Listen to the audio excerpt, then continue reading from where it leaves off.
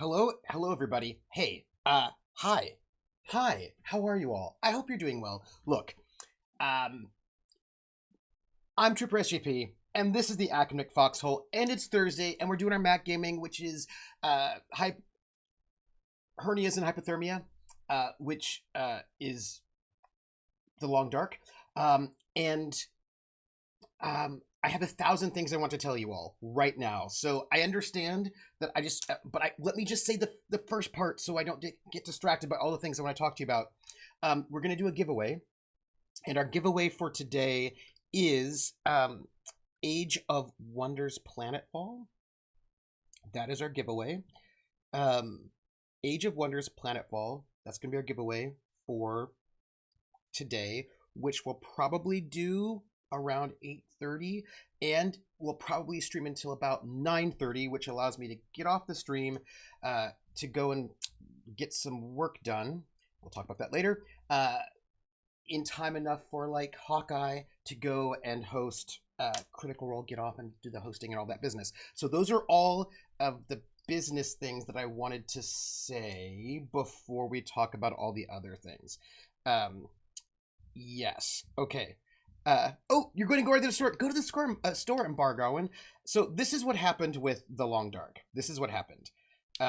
What happened was, I am currently using a different. I created a brand new profile right in OBS, which is trying to do some different things. I'm doing some experiments, and what you're currently seeing is the product of one of these experiments, and it is on a different profile than my regular basic stream profile, but my stream deck is set up for the regular profile, not this experimental profile. And so when I press the button to go to my little 80s flash, it crashed OBS, because if you press the stream deck button to go to a new scene that is not in the same profile as the profile you're currently in on OBS, it causes OBS to crash, and that's why the stream crashed right before I went live, right before I went camera up. Just so you know, that's what that was. So I have to create a new stream deck layout for this particular profile. Not profile, scene collection. I was using the word profile, and I meant scene collection. I'm so sorry for that inaccuracy. So I just have to do that, and I haven't done it because I'm still messing with things in ways that I think might be very cool. We're doing experimentation. It's very exciting. So not the red mess. So my calendar was scary. Crit Twitch, you have no idea what I did today. It was insane. I'm currently wearing my workout clothing because I was not able to take a bike ride today. I was going to take a bike ride, and then I got distracted by a bunch of things, and then I was like, oh no, I have got to go and stream. And then I got distracted by more things, and then here I am. Time of Gift says, so that's the streamer admin out of the way. Now we go to the animal on a tree branch grasping a nut. Okay, so do you want to know what I was doing today? Do you want to know? It might make you laugh. It might make you laugh. You might think it's hilarious. Do you want to know? So today I was doing an interview for an article. Sometimes journalists contact me and they want to do. Was I watching Errant Signal? No, because I got distracted from that. But I need to watch, because Errant Signal has a new video out that just came out on Silent Hill or something like that. So I want to go and watch it. But sometimes journalists contact me and they want to do interviews with me about, musicological topics, because that happens sometimes. And I had an interview today about a musicological topic that I had to do, I had to do some research for, and then I did the interview. And it's a movie in the style of impressionist German silent films, a game in the style of which, by the way, I am so excited about, because I love German expressionist films like Nosferatu, the Cabinet of Dr. Caligari, Metropolis, right? I'm into it. Although I don't actually think Metropolis is that expressionist, to be honest, but different thing altogether. Anyhow, I'm very excited about watching this errant signal. So here's the thing: be careful that you may end up in a satire show without knowing. It's entirely possible, but usually if they want you to put you in a satire show, they want to do video. This was just on the phone. Did you watch the PlayStation State of Play? No, I didn't. Is it good? Where do I find it? Where do I find it? Voltail says, I just watched Nosferatu again a couple of weekends ago. Excellent film. It is. Krellin says, by the way, Campster thinks he isn't famous, so make sure you tell me he's famous. I will. I will do so. I will. So the interview that I had today, because I thought you might think this amusing, was about ADHD and hip hop.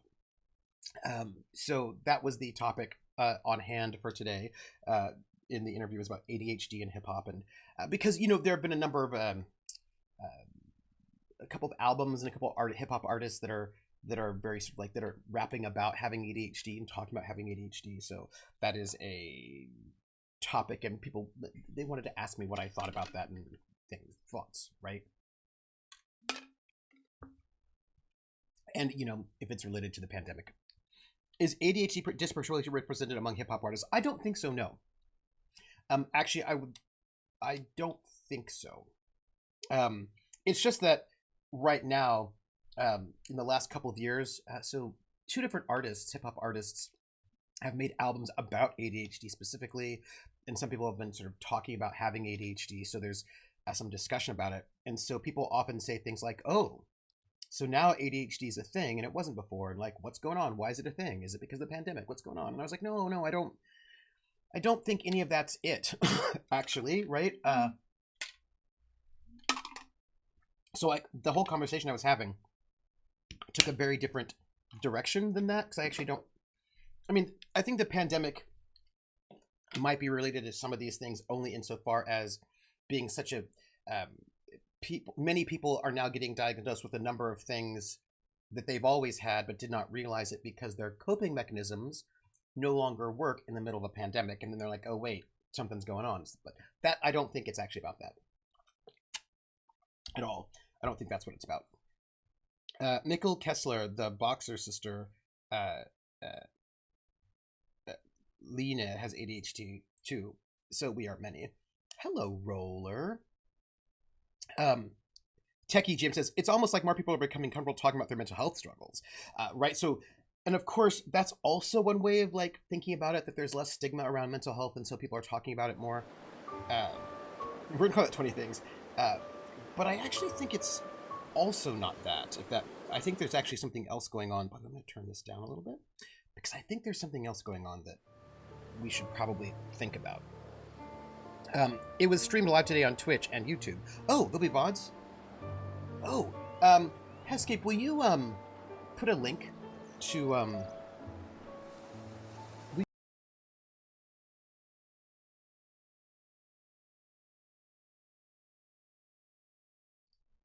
I did it again, everybody. I pressed the button. It's what happened. I pressed the button. I pressed the button. That is, yeah. Don't let me press the button, everybody. This is the moment where you have to be let me know. Don't let me press the button, because if I press this button, it is going to crash on me. So you know what I'm going to do? I'm going to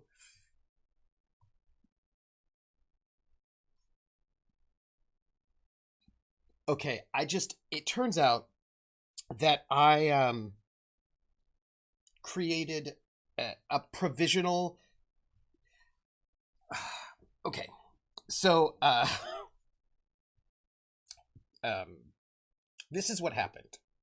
Hi, everybody. So this is what happened. Should I tell you? I will tell you. So refresh. We're back. One says self-destruct. One says cancellation. What if you paint the button a different color to indicate it should not be pressed, like red? Hello, Jessica. So this is what happened. I have done this thing that I'm really excited about, besides like doing a little bit of updating on my overlay and all that. But I did this thing where I had this idea about my setup for RPGs. So, okay, look. I'm going to have to rewind to tell you what was going on. I am going to tell you the story of Oa, Tegu, and Siam. So, but while we're here, we should probably just go and wander around in the game, which we have to do. Oh yeah, we're like in this cave, right? We're in a cave, and we're trying to find our way out as we're running out of food. Put several posters with the button saying "Do not touch." Okay, so this is. We're going to talk about ADHD and identity in a moment, but we are going to. Oh, right. I don't have. By the way, we're in this space, and I do not have a bedroll, so our life is a little complicated. This is where we're at? We're at a space where I don't have a bedroll, and therefore life is bad. Right. This is where we are. Just the constraint is too perilous. Just for the record, this is where we're at, and we're looking for fuses. Okay, so first, right now I'm going to tell you about. Yeah, we don't know exactly where we are. We're trying to. We've got to the place where we know the way out. We just don't have the means. We need to find fuses. We need to find fuses that are not bad so that we can get out. This is where we're at. Yeah, I feel like the game stole our bedroll. Jessica says, you were mid-discussion with the thoughts of why ADHD stuff is becoming more known. Yes. Yes, thank you. So, yeah, here's what it is. You know what? I'm going to tell you about this right now, and we'll come back to what is going on with the stream button. Okay, so I think I don't think it's just that, and this is what we were talking about, I don't think it's just that there's less stigma about mental health, because there's still stigma about mental health, depending on which kind of stigma we're talking about. So I don't think, you know what, by the way, we're going to do something a little bit different right now. We are going to go back over to these, what do you call them? Lockers, and I'm going to stow a bunch of stuff that I'm going to want for later in these lockers so that I can move a little bit more quickly. Wait, hold on. So that I can move a little bit more quickly. Try to find these fuses is what we're going to do. So let's, because I'm moving a little slowly. So we're going to move, we're going to transfer all of those over. Damn dingoes! I got distracted about the discussion about ADHD. It is true. Okay, so I'm going to move these books over, because we can get a bunch of things over that are kind of heavy, and it won't be too bad. But we're going to keep some things with us, right? We're going to just kind of do like a couple of things that if something happens and I lose them, I won't be so sad forever.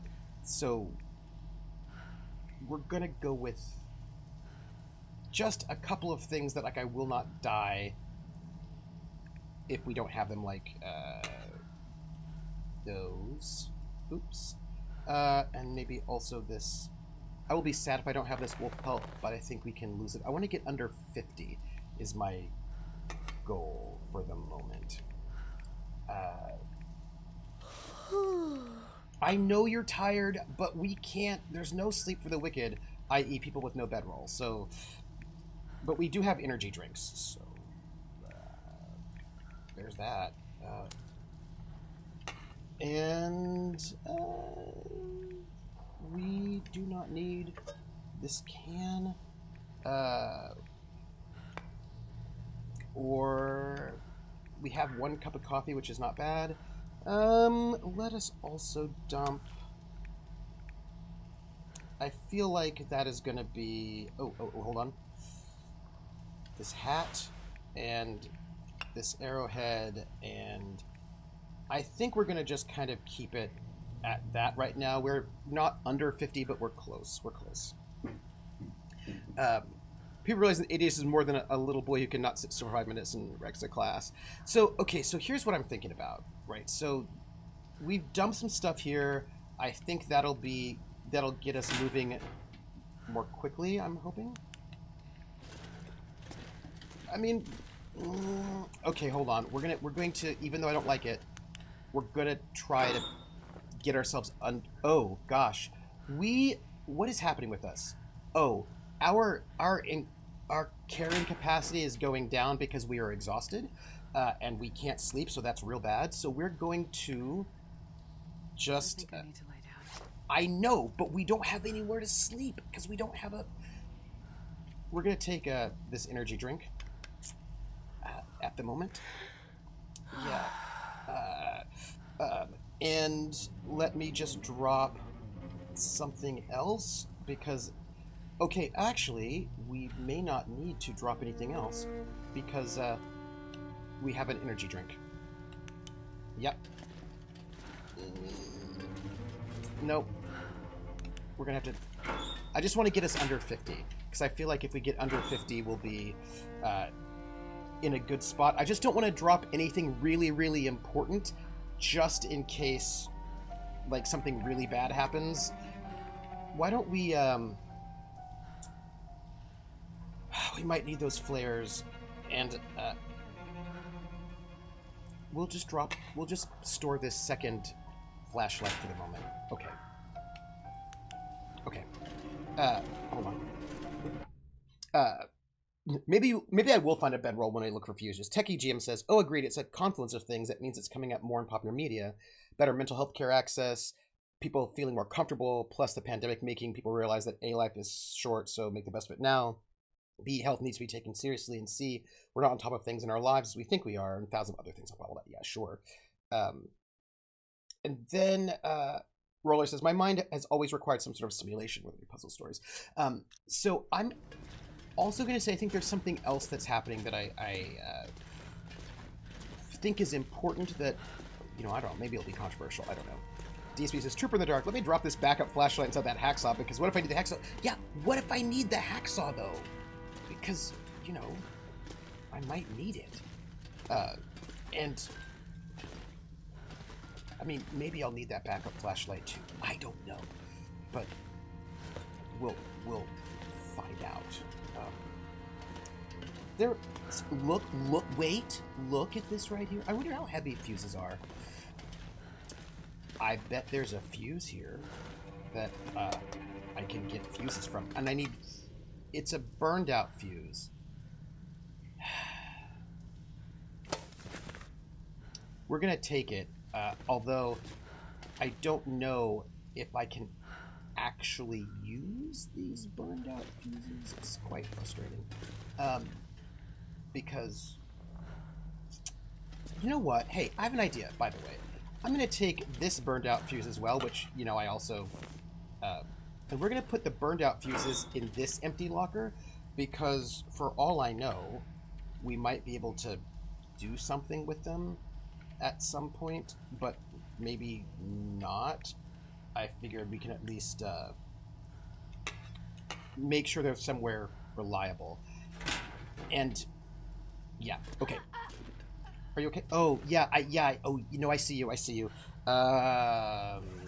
Let me drink this other energy drink.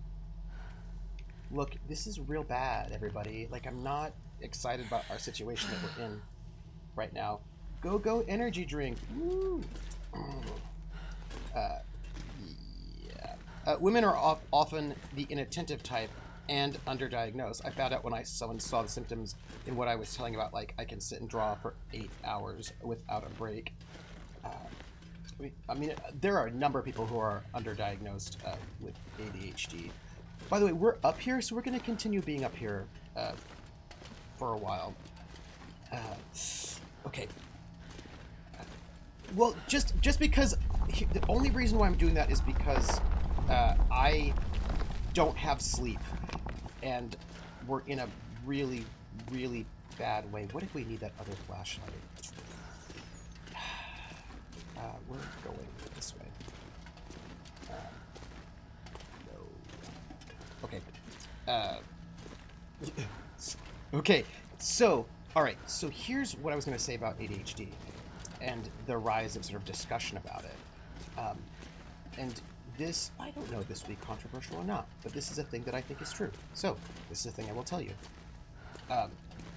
I believe that we have shifted that what ADHD means, and I say this based on, I don't know, being old, right, has shifted in the last 30 years. One of the reasons... Shit, that's hot! Oh, I got burns. Oops. Oh, I got hit by that. That's awkward. Okay, hold on. What do I do to treat those burns? And I have food. Shit! No, I know. Still burning. Yeah. I'm gonna get there. Give me a second. Okay, applying the bandage. Trooper, you shouldn't forget my mother once. I know. Okay, that hurts so much. Yeah, I know. I do have some painkillers, so we will take those. I'm sorry about that, by the way, Adhd. I'm sorry about that. I thought that we would be able to get by it without getting hit by it, but that was not the case. So, bolt cutters, and I do not have bolt cutters. Okay, well, let's. Oh no. We have some coffee. Let's hope that will help us some. Not. Hey, we have a bit of a problem, and that is we do not have a bedroll. And I have some concerns about the lack of bedroll in our lives. So I just want you to know that those are my feelings. Okay, so ADHD has changed. Our relationship to ADHD and a couple of other things, right, has changed in the last recent time period. And what I would say is that ADHD has gone from being I know I need napping. I'm very concerned about this. You know, I feel like you definitely can die from lack of sleep in this game. I feel like that is a thing that definitely can happen. Also,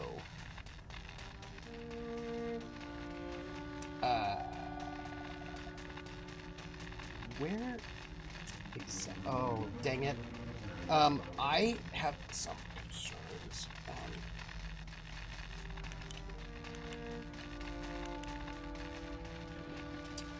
Have we been through this area before? We might have been. I really feel like with so much electricity, there has got to be a live fuse around here somewhere, is my feeling. Oh gosh. I like Dr. Hallowell calling ADHD Ferrari brain with bike brakes, and he has it himself, and that makes it more relatable to me than compared to Barkley. I also think that people sometimes tell people things they really want to hear. Yeah, you cannot sleep on the ground without a bedroll. Like, if I would like to try to go to sleep right now, there is no sleeping for me. Yeah. So I feel like there has got to be... I really wish I could sleep without a... Like, there's got to be a way towards that fuse box, I think. Okay, so... What I wanted to say was... thesis, right?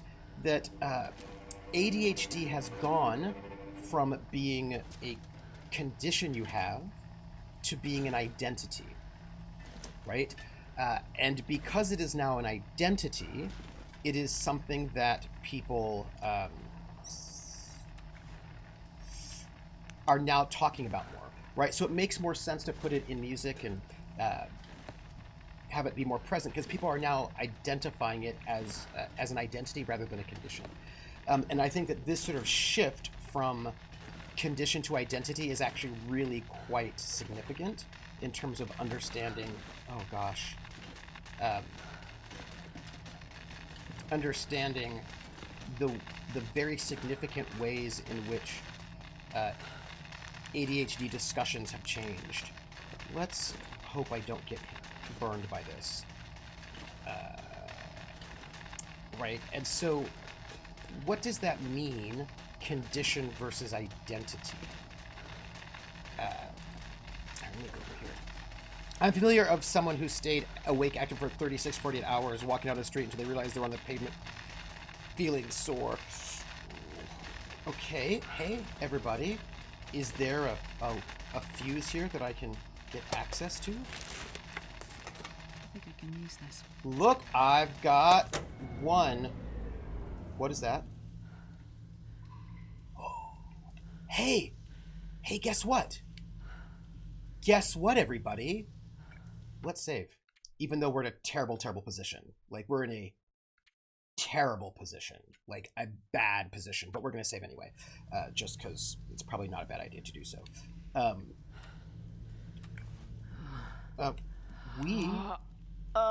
I know. I am so sorry. I really, really am. It looks like we're going to have less danger with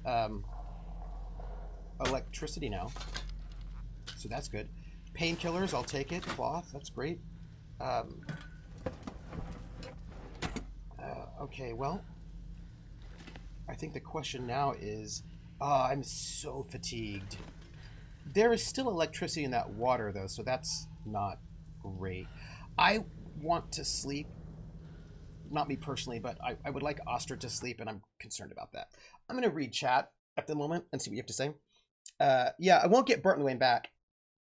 It's an important distinction, and one I personally hope that a lot more disabilities are seen the same way for sure. That insight is really sound. You know, it is nice the game to put a flare there. I'm going to pause right there for a second while I chat about this. Because here's the thing. There's a really big difference between seeing something as an identity versus something which is a condition that you have. Those are very, very different. Hellscape says, do you think it would help more mental illnesses if they also move from a condition to identity? Or will it be too many and so diminish effect?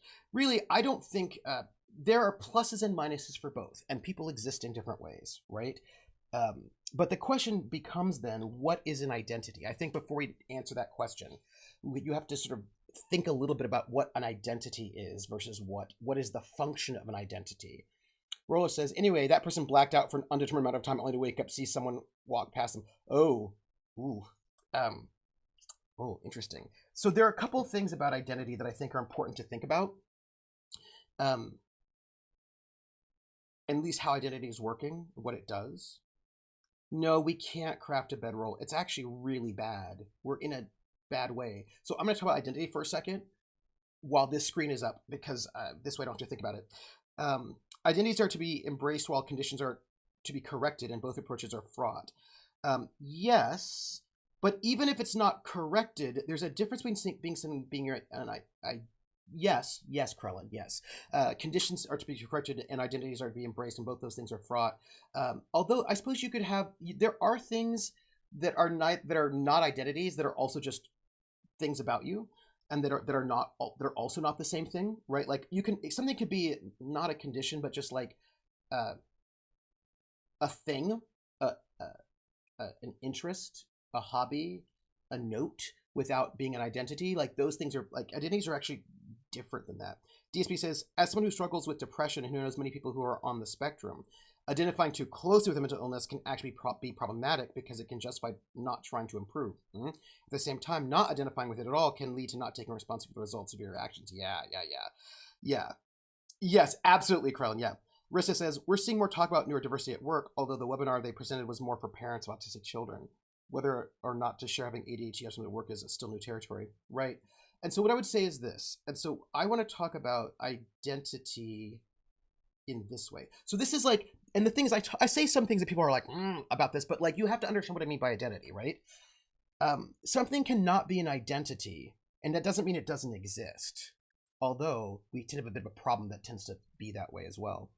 I feel like that bipolar has went the same direction. Yes, it's treated by people as an identity more than a condition. Yes, absolutely. A number of things recently have gone that direction. I think bipolar, ADHD, chronic depression, anxiety.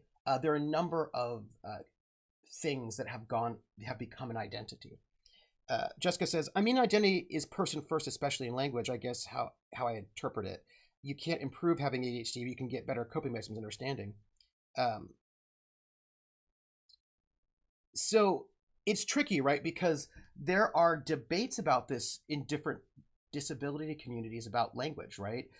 There was some people always insist on person first, right? So you would say person with autism or person with ADHD, and there were some debates online about how if you said anything different, you were like ableist and terrible, and you're horrible, and you're the worst, and you shouldn't. And everybody who is in the disability community, all disability activists want you to go person first. But then the deaf community is like, no, we don't want. We're deaf people. We're not people with deafness. We're deaf people. It's identity first, not person first, because deafness is our identity. It's who we are, and so we want to be called deaf people, not people with deafness, because we're not people with deafness, we're deaf people, right? So there are clearly also debates about this even within the community that is very, very fraught, of course. So person first is saying I'm autistic, not a person with autism. People with poverty, yeah. I always get the people who will do something out of character. They're just like, it's because I'm bipolar, but everyone is bipolar. It's just to what extent? Everybody has highs and lows. I would say not everybody is bipolar, right? This is where people are going to get, this is where people start getting nervous about this. If you go, well, like everybody is depressed. There's a difference between being depressed and having clinical depression, right? There's a difference between having mood swings and having bipolar. And, this is where these debates around identity come in, right? This is where actually and also where all these things sort of come into the space. So I'm going to talk about identity for a moment while avoiding the fact that we cannot sleep in this game right now.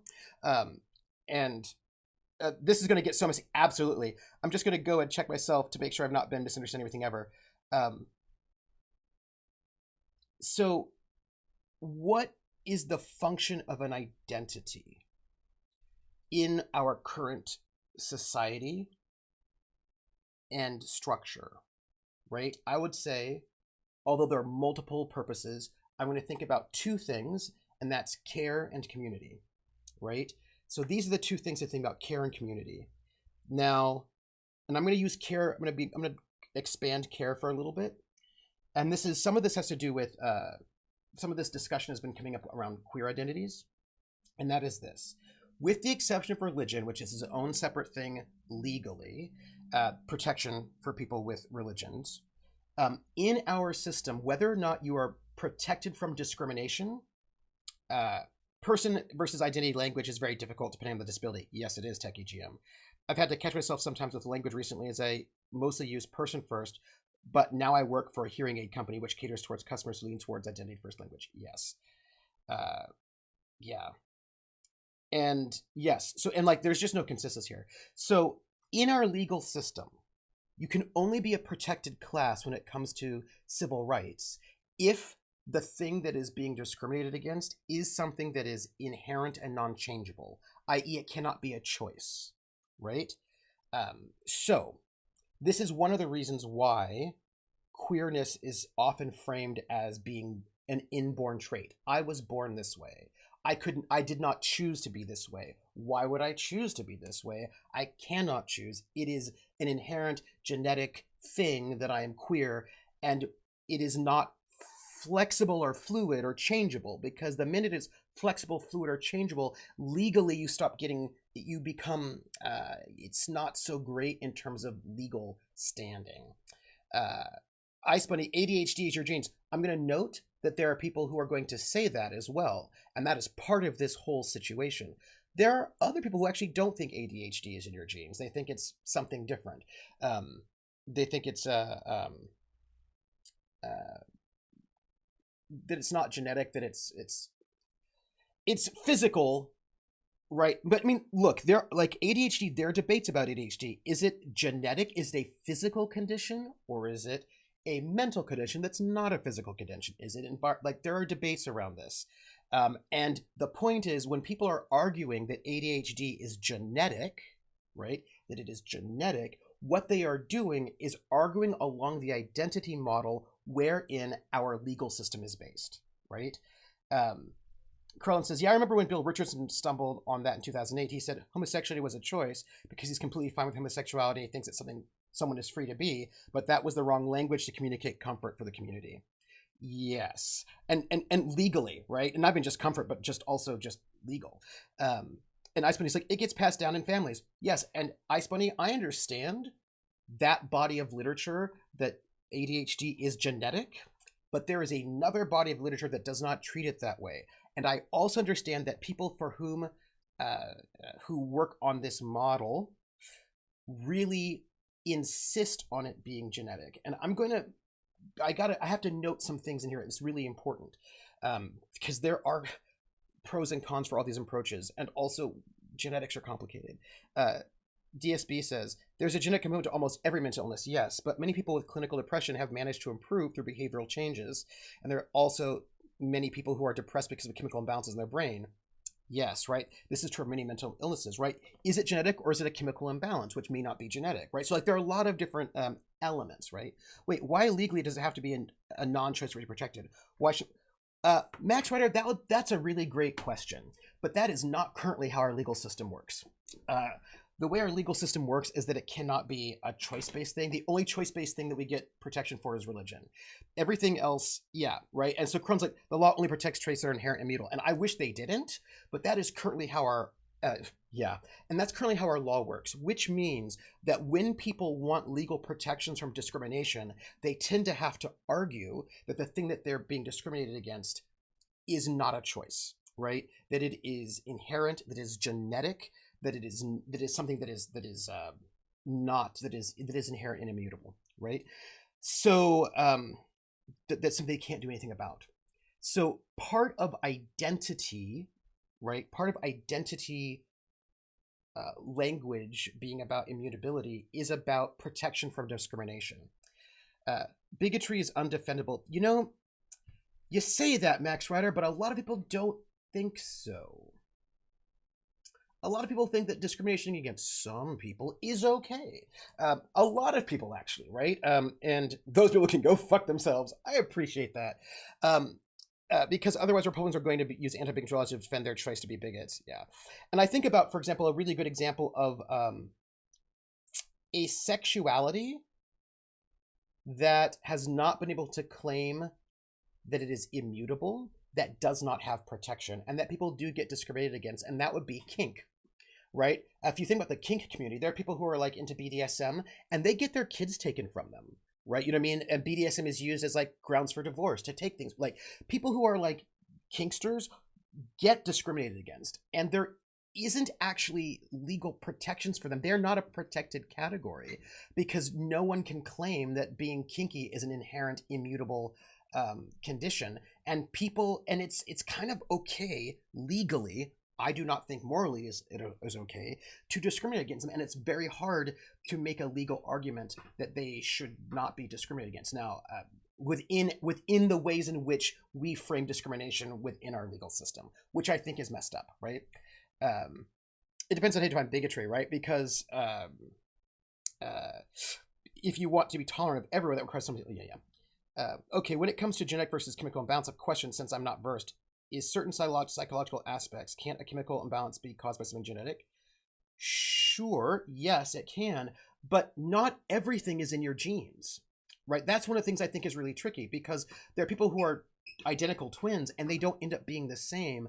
If we sort of, if we fixate on genes, there's going to be there's epigenetics, there's a bunch of stuff that are not actually in your genes, and so the overfixation of genes as being everything is a bit problematic, and so then we're already into some of this sort of complicated nature of things, right? Hello, y'all. Fine off the phone. Hello, how are you? It's going well. Not for Oster, it's going very badly. Yeah. So here's where we get to the next thing, right? So because of this, it's now that's a legal situation, but then sort of Wizard Style says, as a biologist, from the biological perspective, I find claiming genetics as the sole reason very strange. Absolutely. It's very hard to rule epigenetic modifications, etc., that are changeable. Absolutely. And yes, our genetics change within our lifetime, the epigenetics part, right? And most genetic data we have does not also have supplemental epigenetic or protein abundance data. Yes. So it's often impossible to say we can say anything without a doubt. Absolutely, right? But then our legal system is not based on that, right? Yes, especially if a gene suddenly gets interrupted when the gene product does not get made, right? Because the thing is, we are framing genetics as if they are fixed and immutable and as if they are destiny, right? Like we do a whole bunch of things with science, which is not how science works, which is just not how science works, right? In order to work legally, right? And Crone says it's more a genetic predisposition to a thing. Having the genes doesn't mean you will have it. It just means you're more likely you'll have it. Absolutely, right? Yes. Scabianac, everything's a chemical imbalance was a lie told by drug companies to make sales starting in the 90s. But then nothing's a chemical imbalance is a way that also diminishes people's mental health. Hold on a second. We're going to do this for a moment. We're going to just be right here for a moment. So this is an important thing. To go back to like the ways in which our legal protections are tied into this idea of inherentness, right? Hawkeye says mental illness has many causes: genetics, temporary long-term biochemical imbalances, health, diet, other diseases, and I believe spiritual influences, and also racism, discrimination. Like people get mental illnesses because of long-standing oppression. Like if you were oppressed for decades, that can lead to mental illnesses. Like there are all sorts of ways in which these things sort of manifest, right? Jessica says, okay, specifically I'm in the UK, so my understanding of the American legal system is limited. I just wanted to clarify that as meaning you should have identity first language in a nuanced form that depends on the individual whom it applies to. I'm totally sure, and I will say that for some people, identity first.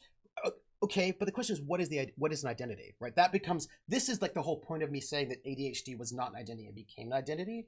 What is an identity? So here's the thing about the ways in which this is connected to outside of our legal framework. Also trauma, says Crone, yeah. People, Wizard Style says, yeah, the only thing that can really safely be attributed to genes are some rare inherited diseases like muscular dystrophy, where you can often look at one gene and say, oh, that is broken. Outside of that, it's very hard. Absolutely. Hawkeye says, agree, treatment by others, trauma, cancerous benign tumors, lots of things. Oh, absolutely. Absolutely. Hey, Schmelzer. So here's the thing. There is a thing that I have noticed in society, and that thing is people often, we're not even talking about legally now, will treat you very poorly if they do not think the thing that you're talking about is inherent and immutable. Because then they think it's your choice and you should just not do it, right? There are a lot of people who are like, just pull yourself by your bootstraps, just get better, get good. Don't do that. Like, just don't do it. If they think it's a choice, they'll just tell you, stop doing it. And they will not get off your back or give you accommodations or treat you with humanity unless they can be convinced that this thing about you is some kind of very serious inherent thing. American society or general. I cannot speak to all societies, but I certainly know that I've seen this attitude also in Germany, and I know people who are in the UK, and they also have seen this attitude. So I don't think it is only the US. Most American societies, but our culture does permeate most others to some extent. Yeah, and one of the most freeing things for me was at age 45 when I finally was diagnosed with ADHD. Absolutely, me too, Hawkeye. Right? Because I got my ADHD diagnosis at 48. It was very useful. Jessica is like, can confirm, unfortunately. Yeah. DSP says the language around mental illness is really interesting. So one of the things I ran into when it came to health insurance, there's another one of these things where these things show up, right? Was that I'm on my dad's insurance, but I'm older than 26, which is the age you legally cannot be in your parents' insurance anymore. In order to get that approval, I had to get a medical professional to sign several forms that essentially said this person is incapable of being financially independent and will never be capable of financial independence. Right. See, this is right. That statement, this person can never be, that's what needs to be said in order for you to be able to get healthcare, even if that may not be true. That is how things have to be framed in order to get functional fairness, right? So this sort of this kind of language permeates everything. And here's a really simple example of what I'm talking about. Somebody walks into a restaurant and says, I would like that to be gluten-free. I have heard people say this multiple times. They'll say, ugh, this whole gluten-free thing is stupid. It's just people being picky. They can have gluten. They don't even know what gluten is. So like all this very sort of negative talk about people who don't want gluten, right? DSP says the legalities around financial support for mental illness deals in absolutes. Absolutely. Yes, it does. Right. Then all of a sudden you have to sort of match those absolutes in order to get care, which is why I was talking about care and community. the care aspect is part of this. And so there are people I know who, not my friends, who say, oh, this is just a fad. It's just a fad diet. It's so bad. It's so terrible. They don't need gluten-free, and will not respect somebody saying, I don't want gluten in their food, if they think it is a choice. If the person says, I have got celiacs and I will die if you give me gluten, they'll be like, oh, of course, you have a food allergy? Sure, yes. And then they will accommodate them and help them, and they will accommodate them no problem. But if a person says, I just don't want gluten in my food, they will not, oftentimes they will resist accommodating them, or they'll accommodate them begrudgingly, or they will mock them. And so you can see just with something like gluten, that whether or not it is perceived of as being an allergy that you cannot do anything about versus just your personal preference, people get treated very differently based on those two things. Right. And the same thing, like I've seen this happen with, certainly with gluten. I've also seen it happen with, it happens to me it happened to me for a really long time with beer. Hawkeye says, oh, don't get me going on the misuse of gluten-free requests. Having worked with people really with celiac disease, have told me how the gluten-free fads has messed things up for them by the prices going up and causing others not to believe them because of the fad of gluten-free. On the other hand, Hawkeye, I have a friend of mine who's got celiacs who says that she's really glad about the fad for gluten-free products because she's in Florida. Lindy, you know Laugh Love Lindy. Because when she was younger, she couldn't get gluten-free stuff hardly anywhere. It'd be really, really hard to find gluten-free things, and she could almost go out to no restaurant. But now that gluten-free has become more widespread among people who don't have celiacs, there's more of a market for it. So now she can actually usually find gluten-free options in many restaurants now, and there's far more products that she can get a hold of that taste good. And so she's been pretty excited about how that has happened. And Hescape says, I've also seen that for people who don't drink alcohol. Yes, that's what I mentioned. Like, I don't like beer, and I've never liked beer, and that was always a problem for people. They're always like, oh, you don't like beer? Do you have a beer allergy? And I'd say, no, I don't have a beer allergy. I just don't like it. They're like, oh, well, you haven't had this. You should try this beer. You should try this beer. You should try this beer. Always this pressure. I have since learned that I'm a super taster, which is why I don't like beer. And I will tell you what, when I tell people I'm a super taster, they usually go, what does that mean? And then I explain that I've got extra bitter receptors on my tongue, so therefore things that taste bitter for other people taste super bitter for me. And they're like, oh, and then they don't give me any hassle anymore. So there's a way in which people will often give you hassle if they think this thing is just your choice. But if they think it is something you can't do anything about, then they actually will be accommodating and friendly, right? Which is messed up. Like if somebody says, I don't have a beer, you should not pressure them, right? Or, you know what I mean? Like that's a thing, right? Yeah. Hawkeye says, yeah, I know all about Lydia's diagnosis. The doctor I worked with in palliative care literally had trouble finding products because the fad dieters buying all that. I was like, oh yeah. Now that's what you get for existing in Germany. Let me tell you, my German friends gave me a hard time about that one. Scabidex says, growing up being made fun of for not being able to do stuff because of severe asthma was super dope. And not at all traumatizing because it was obviously a choice I was making to swallow my throat shut. And Hesker's like, it's a shame that you have to justify your choices. Yes. And this is what it's about, that oftentimes you have to justify your choices to be treated like a human being. And the only justification many people will take is that you can't help it, right? And so then you end up seeing a lot of shifting of language to I can't help it being a thing, because otherwise people just don't give you respect, which is like messed up, right? So the thing about ADHD is because ADHD, really started becoming more heavily diagnosed in the 90s. It wasn't really diagnosed very much before then. Beer was never your thing, says Roller. Yet I did discover one that my palate accepted it. It felt like you discovered one that your palate accepted. It felt like an apple cider. Ah, interesting. I wonder what it was made out of. So ADHD started getting diagnosed in higher rates in the 90s, but there are still, right off topic, it says, right, Max Ryder, I could really go for a beer right now. But a lot of people just think about this for a moment. ADHD, depression, anxiety, a couple others, many people do not accept them as legitimate mental illnesses. They just think those people are being lazy, or drama queens or ridiculous, and then can just stop doing those things, right? It's the idea of like, well, I mean, what do you mean you're depressed? I mean, everybody gets sad.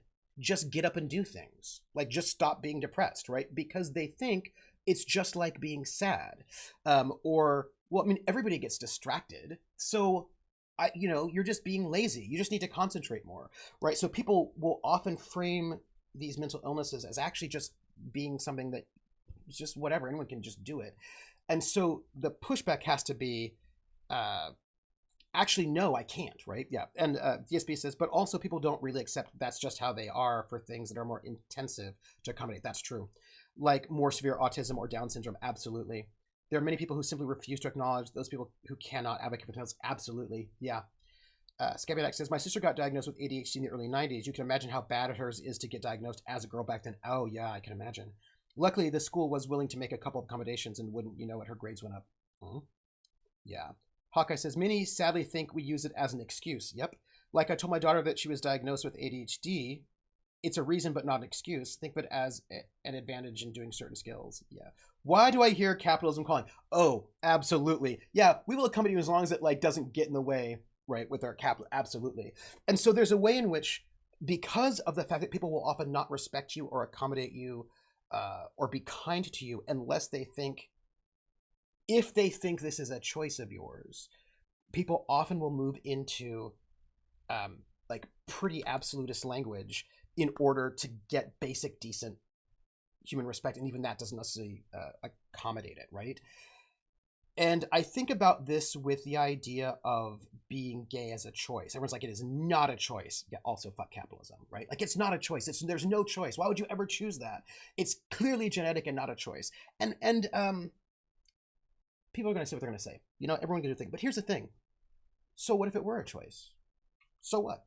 Right? Like, if somebody chooses to be straight or chooses to be gay, so what? They still shouldn't be discriminated against. However, that is not how our system works, right? Our system does not work that way. Now, personally, I kind of feel like, do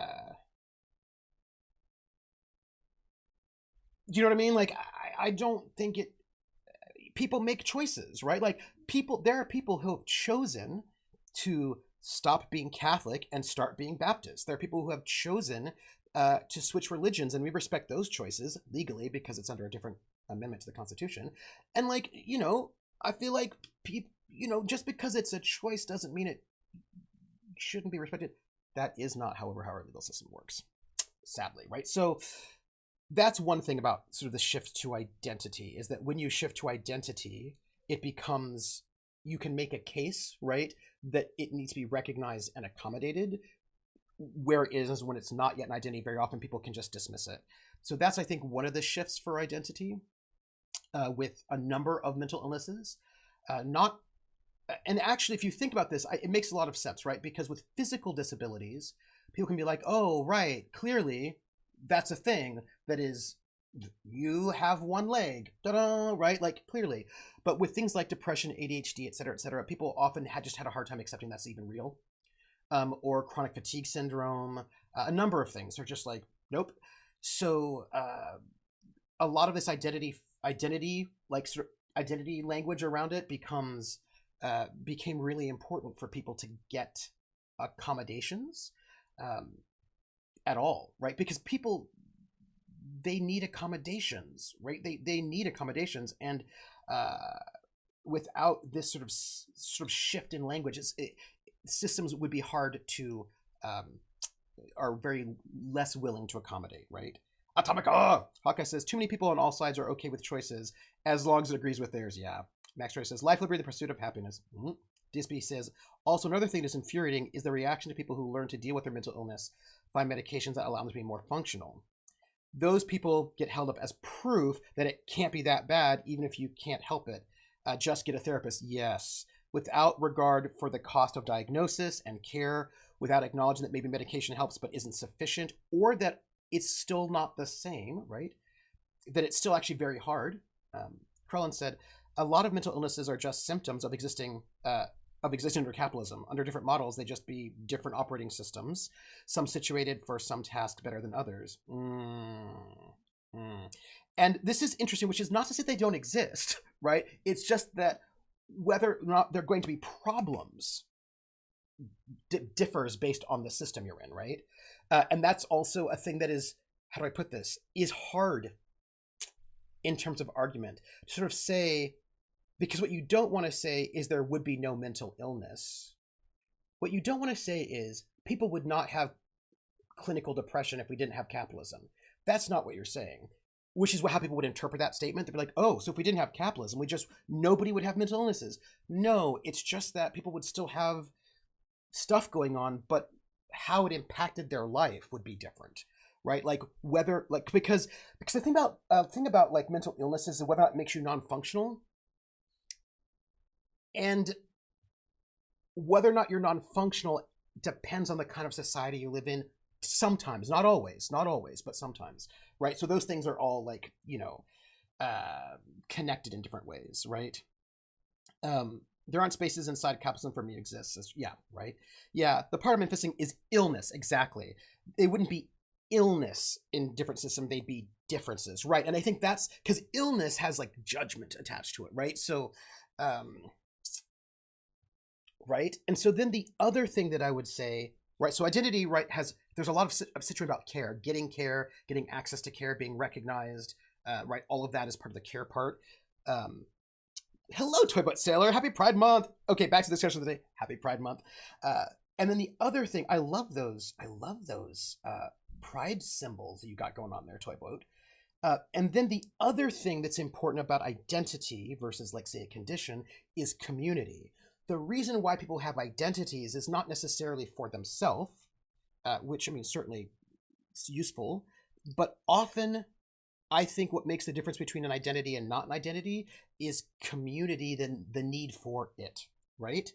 So what I mean by that is, if you have an identity and you say it, you're not just saying it for yourself.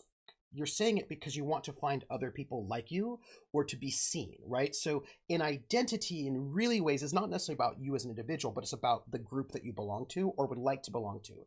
Is there a group, right? When you create an identity, you in many ways create a group that can then build a culture and have support for each other and know each other, right? It's about finding people like you, having conversations, having support. And that's what an identity is for, right? An identity is about finding a community. If you don't need a community, you don't need an identity in that way. It's not relevant to your life. If you're not being discriminated against it, you don't need to find people who are like you. You don't see anybody. You don't need to see yourself in that aspect or an element, and nobody seems to care. It's just that identity is just not going to exist as an identity. It might just be a thing about you, but it's not really an identity so much because identities have functions, right? DSB says, so I don't actually fully agree with that. I certainly dislike capitalism, and capitalism is certainly exacerbated by depression, but I don't think that saying that my level of clinical depression 3 years ago, where I would literally not get out of bed for weeks on end, is not an illness would be productive. Fair. Claiming as an illness, identifying as a thing that was not working allowed me to get care improved. Yeah. I think there are different things. I think that there are it's a spectrum, right? It's a spectrum. And there are some things that, regardless of the economic system you're living under, would be a problem for you individually. And also, I just don't think that, like, and a lot of things, even not under capitalism, would not be great either. Like, capitalism's not great, but also feudalism wasn't great, and a lot of people didn't get to exist under feudalism either, etc. Right? So there are a lot of systems under which, wouldn't still be great. Anyway, but my point is, and the reason why I bring this up is because what we are seeing right now is people building community around having ADHD. It is now an identity. It is who they are. That is who they are, and they want to find other people like them. And they now put ADHD in their bio on Twitter because they feel as if that's a really important core part of who they are. It explains who they are as a person. And they want to find other people like them with ADHD. And then they go to ADHD TikTok, and then they have, like, and they talk about it's a culture. And then like the end part of that sometimes is like ADHD isn't even a problem. It's actually a superpower. It's great, right? Like there's like it's now an identity, and that is different. Feudalism. I can't wait for people to come up with a good system, says Gabinak. All things considered, these are long, dark issues. What? Hawkins says, feudalism becomes an art and improvement. Colonel says, we need to get to a point where society accepts people can exist without having to justify their existence. Yeah. That might, yeah. Krellin, that's some depth right there. Yeah. We are not there yet, sadly. Yeah. Atomic says, I had a super awkward identity moment that was unexpected. I was part of an LGBTQ plus support group with a friend who was transitioning, and I was fitting in with the group as my identity really fit in well. But there was a specific group from another part of my identity that this LGBT group loved to rag on, and I had not expected in that community to hide a part of myself to feel comfortable in that group. Oh, I totally get that. I totally get that. Yeah, and that often happens. So, for example, in groups that are historically marginalized and oppressed by other groups, if you belong to both of those groups, that can be hard.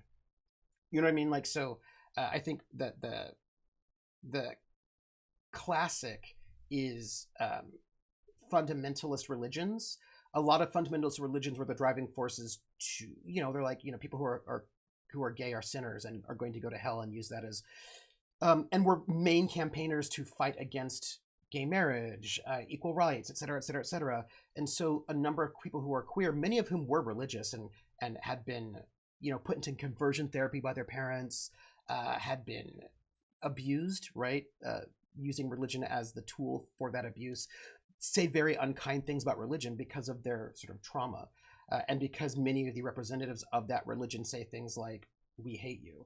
And so that's where a lot of that will come from. Now, there's been a lot of work with like queer affirming religious groups, and going back for decades, like some of the really important queer activist groups in San Francisco in the 1950s and 60s came out of churches, actually. And many of those people who were part of those churches got excommunicated.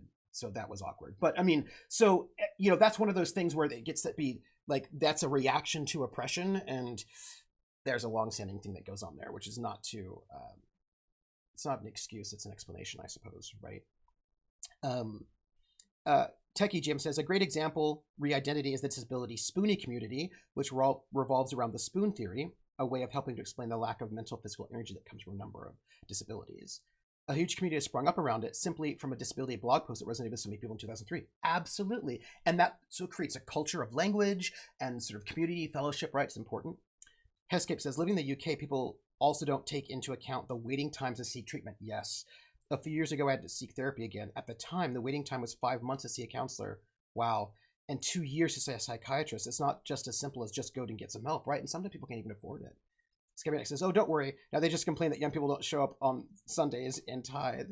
And people say some people get hung up on the labels rather than actually getting to know the person. And the thing is, for many people, the label is the way to get to know someone, right? When somebody claims a label, they give you that label because they want you to get to know them. And here's the thing, what things are or not identities is interesting.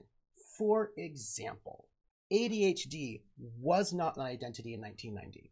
It was a thing that people had, but it wasn't an identity, which meant there was no large community built around it. There were no community spaces. There was no people with ADHD, Like, none of that was really happening. It is a thing now. And I think about another example. I have high cholesterol. I have high cholesterol because I take testosterone, and that often is a thing that happens. You take testosterone, then you get high cholesterol. It's fine.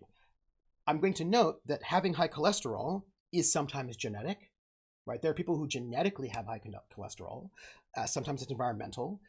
It is often a thing that happens. Sometimes some people are like, oh, you have high cholesterol because you have a bad diet. And if you just had a better diet, you wouldn't have high cholesterol, right? Some people will blame you and treat you poorly, whatever, they'll judge you, whatever. And sometimes people make this argument that it's an inborn trait. Like, I have high cholesterol, not because I, have a bad diet or whatever. But having high cholesterol is not an identity at this point in time. I do not know anyone who's like high cholesterol in their Twitter bio. I do not know. I have not yet seen high cholesterol TikTok. I've not yet seen Reddits and live journal communities and Facebook communities all about the high cholesterol people with high cholesterol community. It is not currently an identity. People do not. That is not yet seen at this point in time as a marker of who you are. People don't think so. Community is not there. There doesn't seem to, at this point in time in history, seem to be a need for that community to exist. Partially, probably why there's no major community identity around it. Also, there are not a lot of accommodations that people need to have because of high cholesterol that they're not getting. That there seems to be a sense of unfairness around it. So there's no pressure to push at this point in time high cholesterol into an identity category. It's still just a condition, right? But it is certainly a thing, but it's not something that is an identity yet. So people don't, right? It's just a thing about you, but it's not like your identity. Maybe it will be in 20 years, but it is just not currently now.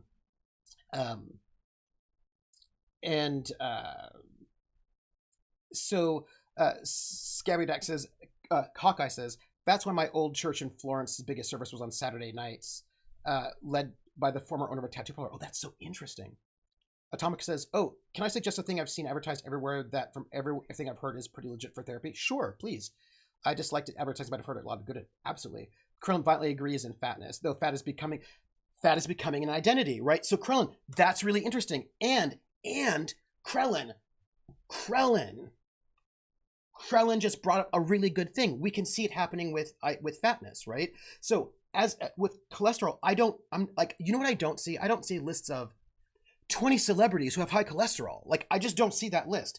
And I don't see people being like, oh man, I wish I knew, hey, do you know any celebrities who have high cholesterol? I really wish I could see famous people who have high cholesterol too. Like, nobody says that. I don't know anyone who says that. I don't know anybody who cares. You know what I mean? Like, that is not a thing that I see. So there's clearly not a need for representation, identity, all that stuff, right? Like, the idea of representation as a concept is tied to identity. I'm not being like, oh man, I just wish there was more representation of people with high cholesterol, right? Because it's not an identity at this point. But as Krillin notes, fatness is certainly becoming an identity, right? We're talking about fat positivity, fat as an identity, fat as a different way of being rather than a pathology. We have the way that people talk about Lizzo, the way that people are like, we're so glad to see fat people being represented, and talking about legal and social discrimination against fat people. So clearly, because you have all of the elements at this point, right, that are coming together to bring fat from a condition to an identity, right? So fat is another thing that is, we're talking about fat phobia. I've never heard people talk about high cholesterol phobia. Do you know what I mean? So like, there are these things that are all happening that fatness is another one of these things about a person that is moving into a community. Sea Spider is like, damn, now I want a high cholesterol TikTok. I don't know what it'd be like. Hawkeye says, yeah, I tried exercise and diet for my hyperlipidemia, and now I'm on a statin, so yeah. Yep. Yeah. Heskate says, people need to stop making snap judgments, jump to conclusions based on someone's condition or identity. Yeah. Starts slightly elevated blood pressure TikTok, says Scabby Dack. Yeah. Iceman says, yeah, Socialist Denmark has a waiting list where you have to wait 5 years to get a therapist for your kid with anxiety. Oh my gosh. 5 years. Diabetic with type 1 have high cholesterol too. Wow. Yeah, that's true, right? Yeah. Techygm says, I mean, in terms of identities, I could identify myself as a young widow. It technically describes me, but would I seek out groups of people and define myself as that for the point of an easy identifier? Probably not. Exactly. Now, Techygm, there might be a moment in time where young widow was or becomes an identity, right? That could happen. Could, right? Like, I'm not saying that it wouldn't, but it's not currently. Do you know what I mean? It's not currently an identity. It might be an identifier, a way that you could identify someone, but it's not an identity. Do you know what I mean? Hawkeye says, yeah, we now use Pastor Greg as our litmus test when we have moved. They would accept Pastor Greg. If they would accept Pastor Greg with his gauged ears, fully tattooed arms, etc., then it's a church we can stick with. That's cool. I like that. Atomic says, it's called BetterHelp.com. It's got a lot of online options for therapy, and it seems that those who use it find it useful, and I haven't been able to find any negative aspects or controversies. I've heard good things about it as well, actually. Hawkeye says, not to change subject, just a quick check. You for CR tonight, Hawkeye. Atomica says, I was contemplating it myself for a bit last year and was really looking into it, but I kind of had a good period and I haven't been in that down in quite some time.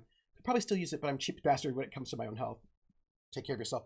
Actually, I know somebody who's using online therapy. It might have been that one. I'm not quite, betterhelp.com. I'm not quite sure. Texting therapy, and she's got anxiety around talking, so it's been really helpful for her. Max says, Marilyn and Northern Exposure used the patient files to eliminate potential men for dating for an episode until she realized life was too short. DSP says, is BetterHelp a therapy service or a counseling service? Oh, that's interesting. Still worth checking out, but there's a legal degree distinction there. Young Widow is enough of an identity to be a subgenre of historical romance. Interesting, DSP. Atomica says, they have both available, I believe, but yes, it's supposed to be clinical therapy, not friendly volunteers within her. Oh, interesting. Icepenny says, about fat, I call myself to cause my body is not and will never be skinny, and I have all the diet-loving well-wishers tell me not to call myself fat. I should say fluffy, and that makes me mad because it feels like paying into a diet world I'm not part of is just a fact of my body. Carl says, young widowers was a much more common thing in times of higher military service and worse maternity care. Yeah, which means it might have actually been more... I can imagine there were times where it was, and maybe it will be again. Jessica says, complete aside, but I'm grateful that whenever I'm not able to sleep, I see you're on, Trooper. I know that I'm gonna get to have a good think in a good way. Appreciate. Thank you. And by the way, I appreciate all the things you're adding to our conversation. And look, I totally recognize that this whole thing is difficult, right? Because it leads to really hard conversations, right? Really hard conversations that I do not have an answer for, and I do not think there is an answer for, right? And I think about this in terms of neurodiversity, or it's not a disability, it's like something great and awesome. And I know people who are like, yeah, this thing that I have is not a disability, it's awesome. And I know people who have chronic pain who are like, yeah, I don't feel that way. Like, it's great for you to be like, accept your thing, it's not a bad thing, it's great that you have this thing, celebrate your difference. And they have chronic pain and they're like, I don't like this, right? The idea that like you shouldn't have to cure yourself to fit into normal society. Normal society should fit into you. And like you should just embrace the thing. And they're like, yeah, but my thing is I'm in pain all the time and I don't like that. And I would like to not be in pain all the time, right? So some conditions people have make it less exciting for them to embrace than others. Yet at the same time, I do think there is quite a lot of really good ways of thinking about how having different ways of being in the world and accepting that and thinking about that can challenge people who are in the norm in really good ways, right? And that I think is also valuable. So I just kind of think we have to kind of note the complexity of all of this, right? Yeah. Eventually going to need to go back to do with, I know I'm going to have to deal with the Ostrich situation. I know it. It's lurking right there waiting for me. Atomica says, yeah, it's been advertised a lot, but there's like 3 to 4 celebrities I follow who push it who are super picky about their advertisers. So I trust their BS senses better than my own. Actually, I know some people I think in person who've done it that I'm like, oh, all right. Sea Spider says, you can take my tinnitus and celebrate it away from me whenever you want. Yeah. And Crunch says, yeah, chronic pain isn't a symptom of capitalism. It's a bug in any system that needs some treatment. Yeah.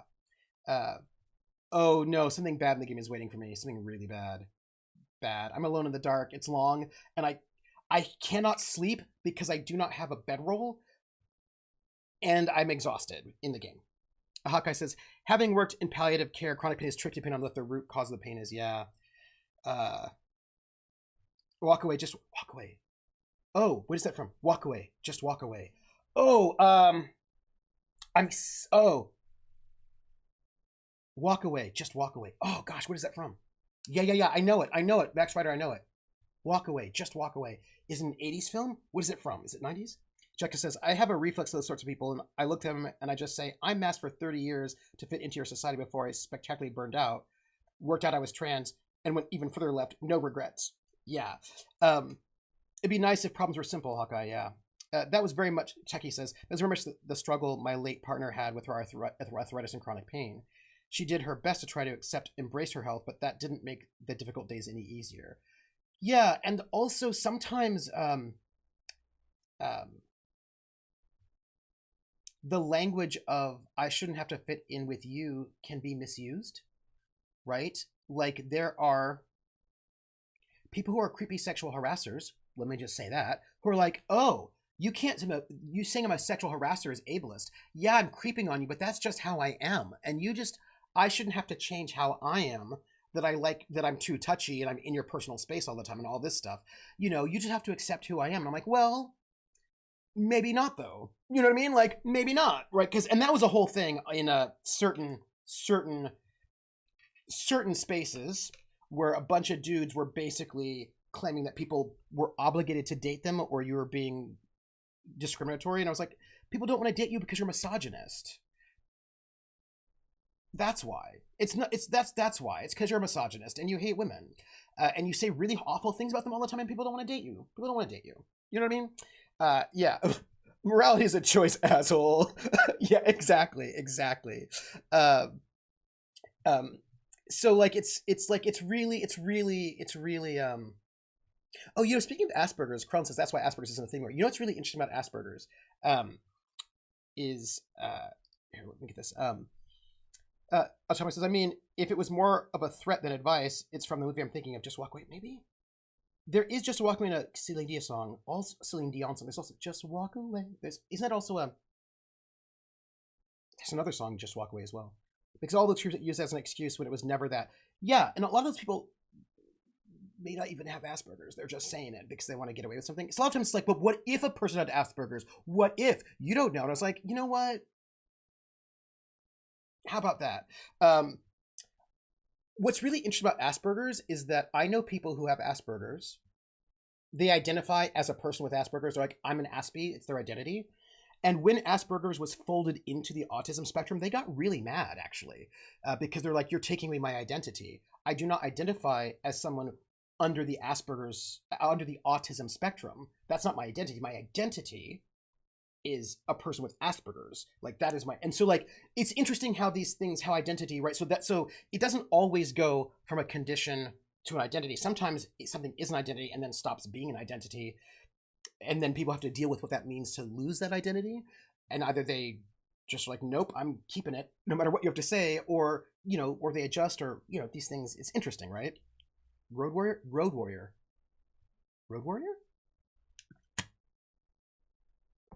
Maybe. No, it was an old movie. Deep Voice, Walk Away, Just Walk Away. Yes, it's not Sloan. Yeah. What if they have actors? It's not an excuse, and they want to fit in. Yeah. The thing is, yeah, but there were a lot of these people who are like, there were a lot of people on these message boards I was at who were like, but what if the guy who's creeping you out, this is what happened. It was like, what, 10 years ago, 10, 15 years ago? When was it? It was during the whole nice guy discourse that happened. It must have been like 15 years ago, maybe, around then, something like that. Growing up with a set of conditions that set me apart, I can tell you the last thing I wanted was to be seen as at all different from my peers. Yeah, Mad Max, yeah. It was like 15 years ago when people were like, women were complaining about nice guys being not actually nice, but actually being creepy. And it was, oh my gosh. Then there became a discourse around, was it Creeper? I think it was Creeper. Yeah. But I remember I think it was Creeper, right? And somebody was like, so there was like, people were calling people creepers, right? And in this particular subset conversation, which was mostly men, there became a counter discourse about how the word creeper was ableist, because you don't know, that guy might not be creepy. He just might have Asperger's. Now I'm going to note that people who were saying this were not people with Asperger's. They were people that were using the what if of Asperger's as a way to attack women.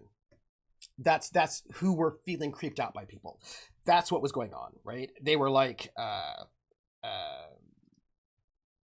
Do you know what? Do you know what I'm talking? Yeah. Um,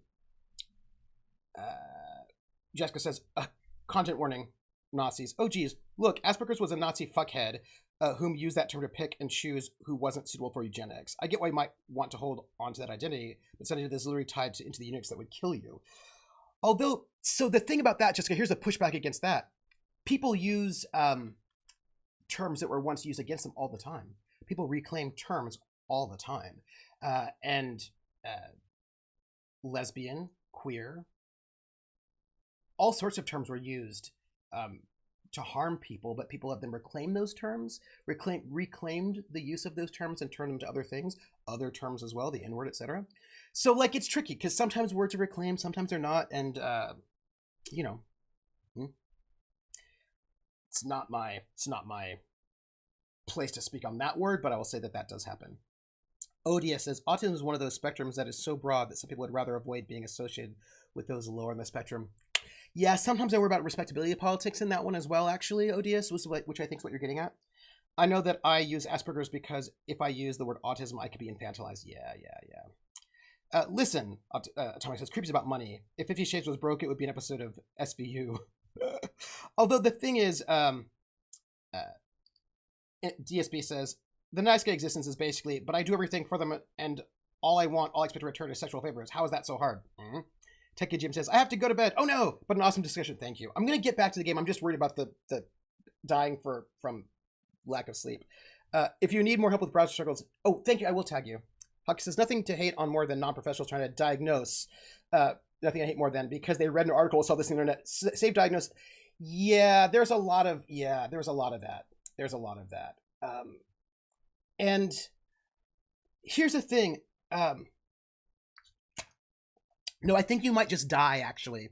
I think they might just kill you, because this game is... We're gonna go back to it. There's a lot of death in this game. Yeah. So,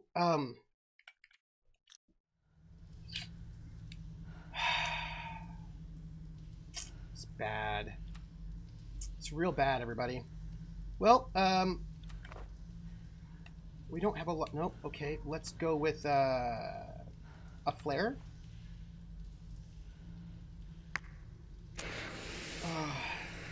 Well, on the plus side, we found one of 3 fuses, and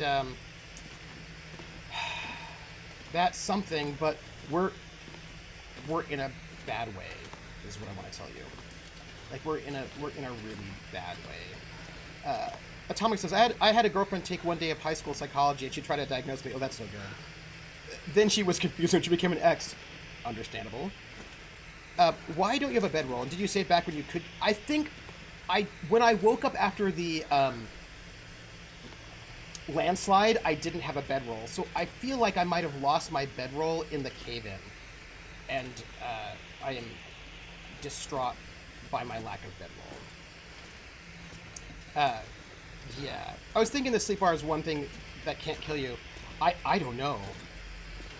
I'm pretty sure I had one before the landslide and that I don't have one now. And that is very distressing. And I went...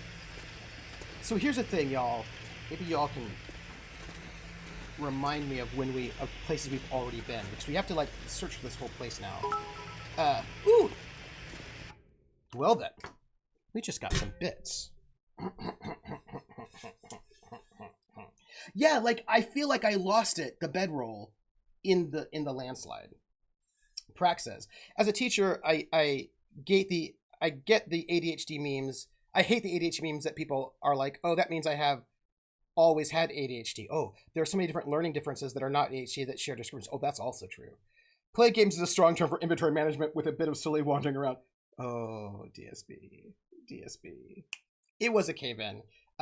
Because of the bits that Atomic gave me so lovingly, I'm going to be singing We're in the Money, as sung by Ginger Rogers from the film Gold Diggers of 1933, which means I'm singing it in Pig Latin.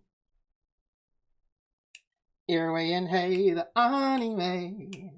Airway and hey, the anime. Way up, gaily up, way up, wigs to utit, gaily young way. Airway and hey, the anime. I skates are on, he say. Old man did the ocean pray, ooh, yare, ooh, they was down way hungry. Ewe ebony eat red leons lay, red brions lay, ooh, day. And when we see the end, the overlook that the eye get right in the eye. We're in the money. We're in the money. We've got a lot of what it takes to get along. Thank you so much for that, Atomica. Thank you. I can actually imagine PB dancing like that. You know what? Me too. So look, I think what we need to do now is find places where there are live bits of electrical badness, like over there. We'll use that as our, what's the word? Signal of where we might be able to find a fuse box, and then we'll just find ways to get the fuses. This is our clue. This is our process. We'll get those 3 fuses. We'll get out of here, and then we will find a place to sleep, I hope. Maybe. I don't know. I hope. I just noticed due to the red of the shirt with the black shoulders. Oh. That was bad. Starship captain, I'm into it. We need 3 fuses. 3. This is what we need. Okay. So, do you think they took the bedroll from you intentionally? Like, no matter what you do, you lose? I have no idea. I also don't... Now I'm, like, doubting myself. Like, what if I didn't have the bedroll? What if I left it somewhere, and then there was a cave-in? Or what if they took it from me? I don't even know. I'm very... concerned about it, though. Okay, here we go. Worrisome. Alright, there's gonna be a fuse around here, and we're gonna get it and take it. I want to look at chat, but I'm afraid I'll fall off into this water and die. Yes. Yes. When I looked at this, I might have been passing out, too. Okay, okay. So, I feel like we probably have a fuse box here. Also, I don't think I've been here. I definitely have not been here. Which means we're going to just take all of this stuff. Why do we get bad music right now? Why is there bad music? I don't know. I don't like it. I don't like it. Okay. So, everybody, I want you to know I feel like I'm feeling really good about where we're at. We're going to save again. But we're going to save... old save. By the way, we're going to do a giveaway. We're going to do the giveaway for Age of Wonders Planetfall. We just need... just make sure you say something in chat in the next 5 minutes, and you will be entered. We now have to just find out where that last fuse is. This is going to be our goal. Oh, speaking of which, I need to expand my chat, so... Krellin says, what do we do? Don't look for here! What if I do? What if I do? I don't know how to see the stats on it, but I suspect this is my most used email because of all this thing here. You know, Valtio, that's fair. I bet you have the bedroll. Ominous music. It took my joke. I see you. I think the most... I feel like I lost in the cave-in. I cannot make one. I think I have to just get out of this cave, and once I emerge into the daylight, I assume I'm going to be able to find a bedroll when I get out to the new space. I just worry about not being able to get out of this space is my worry. Do you know what I mean? This is my worry. Holding a lit flare over a crate in an abandoned mine shaft seems like a perfectly safe thing to do. Yep. Okay, I'll say something. Thank you. In the next 5 minutes. Also, remind me when 5 minutes have gone up. So like 8:35. Yes. So, long story short, going back to that interview that I did today about ADHD and hip-hop, hey, do you think I can get in this water? This is my question. Oh, hey, look. There are lights over there. I want to go that way. I don't know if I can get in the water, but we're going to test it because, will I die? No. Because I don't think we've been this way because of the water, so I suspect if we go this way, maybe we'll find the third fuse because it's the way we've never been. So it's like my, my thought. By the way, our health is dropping precipitously, I feel like we are going to die of a heart attack or something like this because of a lack of sleep. These are just my feelings. That's how I feel about it. Fully expect Usher to fall over dead from exhaustion. Me too. Well, Trooper yells, "What do you mean you need sleep?" Yeah, so... Ooh, I'm running out of joy. This is the third one, everybody. We can just get this. Right? Burned out fuse. No bueno. No bueno. That's fine. Let me go... You know what? We've got emergency stems. It's just that, we have to use this as a last resort because after we take it, we'll collapse from exhaustion. So I don't think it's probably bad. It's probably bad, is what I'm trying to say. So we probably just shouldn't do it. But that said, I'm going to drop the flare because we don't need it. I'm also going to very quickly eat some food to like make us, less encumbered, I suppose. Yeah, okay, and then we'll just drink some water. There we go. Trooper, why are you looking for fuses in dark places without electricity instead of the direct places with electric lights? Well, because there might have been one there. No. We don't put the replacement fuses in there. We put the replacement fuses in the elevator. We have to put them in the elevator, I think. Right? Really? All right. Let me use my flashlight. Because that's where the elevator is, right? Wait, where were we? Where were we? Okay, well... Okay, yes. Yeah, so at 8:30 in 2 minutes, I'm going to...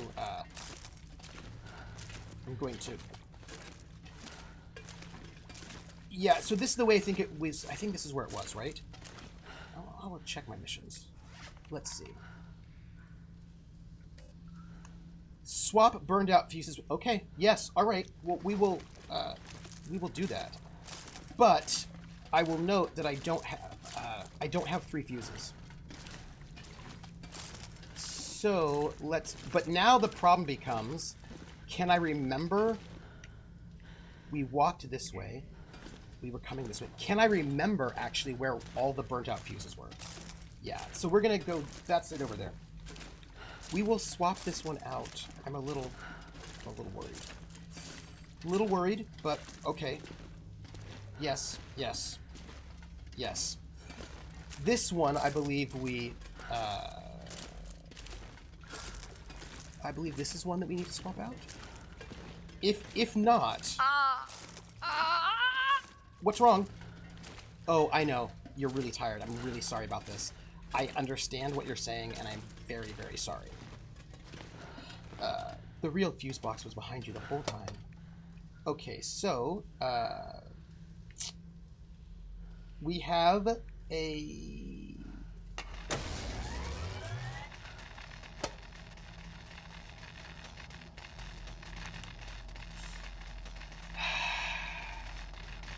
I don't like this. I don't like it. I know, I'm not saying I don't like it because it's wrong. I'm saying I don't like it because... now this water is electrified. And I am not certain we can... I'm going to have to take this out, everybody. Because I think we need to continue... I think we need to go that way. I'm going to take this back. I don't want the electricity on right now. I don't want it. Because I feel like there's a body over there that I would like to explore. Yes. There is a body here that I would like to explore. Including, look at this, some bolt cutters. Everyone, I can use this. We have bolt cutters. Which means that one place we couldn't go, I think we can go now. And I think this is good, right? So, yes, I think this might be good. I hope we don't die. We're getting close to death. But, okay, all right. Yes, I often wish video games were less video gaming. Okay, so here's the question that we have to deal with, and that question is, when do we start replacing up here? When do we start replacing fuses? Do you know what I mean? When do we decide that replacing fuses is a good idea, and when do we wait? Oh, yeah, I'm gonna do a giveaway for Age of Wonders Planetfall. All right, giveaway time. So for those of you who don't know, I have the Humble Monthly, right? But not all the games are Mac compatible, and so if it's Mac compatible, then I give it away to someone. Or to quote Red Hot Chili Peppers, I give it away now, so that I can, give it to someone. Valtiel, I knew Valtiel was not going to take it because Valtiel won last week, so I'm going to go again. Mac compatible? I don't know if they're Mac compatible. Some of them might be. I don't know. Mac compatible. Winner! Give me a winner. So, Onigeek, I have a game for you, and I'm going to give it to you. I just need to find you in chat so I can whisper you. Onigeek, where are you? That's Atomica. I'm going to find it. There we go. Yes. He gives away games that aren't Mac. That is correct. I give away games that are not Mac compatible because I don't have a Mac. I have a Mac, but I don't have a PC. So, and I don't need all of them in the entire world. Onigeek, thank you for being here and hanging out with us, and I'm very happy to give you this game, which is Age of Wonders Planetfall. It's a strategy game, is what they say. So here is a link for the Humble Bundle key that I'm happy to give to you. Boop. Ta-da. Okay. You got your Mac on my PC. Well, yeah, I did. All right, so here it is. We're going to see if we can get here. Congrats. Okay, so this is where I think the last one is, and then we just have to figure out where those. Here's going to be our goal. I'm gonna need help on this one. This is where I'm gonna need help. I'm gonna need help figuring out which fuse boxes to put things into. I feel like my guess is that if we put a fuse in a box and it doesn't tick up the number, then we should be good. Age of Wonders is amazing. Age of Wonders 3. I've been less impressed with Planetfall, though I have not given it much chance. Oh. Okay, this is clearly where a fuse is. So, here we go. Max Ryder says, I remember those commercials from when I was a kid. It didn't make me want Reese's so much as it made me want to dip chocolate in peanut butter. Like the commercial. Yeah. Yes, I know what you're speaking of. Okay. I need light at this point in time because I need to see where water is and where water is not. So, why don't we go this way? All right, everybody, we are going to do this, and we're going to get out of here before we die, because as you can note on the bottom left corner of their screen, my health is not good. Not good. That is a superior method, since the peanut butter you have is probably better peanut butter than yeah. Oh, good. You couldn't agree. If you play it and enjoy it, just let me know. Just let me know how you like it. Okay. Whew. Jiff. Why can I not stand up? There we go. Okay. Everyone. We're doing it. We are going to get out of here, and I hope when we escape, there will be everything we need. I hope so. I hope we don't die. That would be awful. If we die due to lack of sleep, I will be so sad. Can we sleep in that wheelbarrow? I feel like we should be able to sleep in the wheelbarrow. Wait, I'll have to wait till I get a new PC to play it. Oh, good. Yes, yes, yes. GIF is why GIF is pronounced with a hard G, because choosy moms don't choose GIF. Krellin, that made me laugh. I just want you to know that. That was hilarious. I want you to know it. Also, the author is dead. Just for the record. Oh, hey, look at this. I'm going to go and search this backpack. Well, this stuff will come in handy. Yep, it's going to also make me heavier, but I do not care at the moment because I need fuses. Replacement fuse.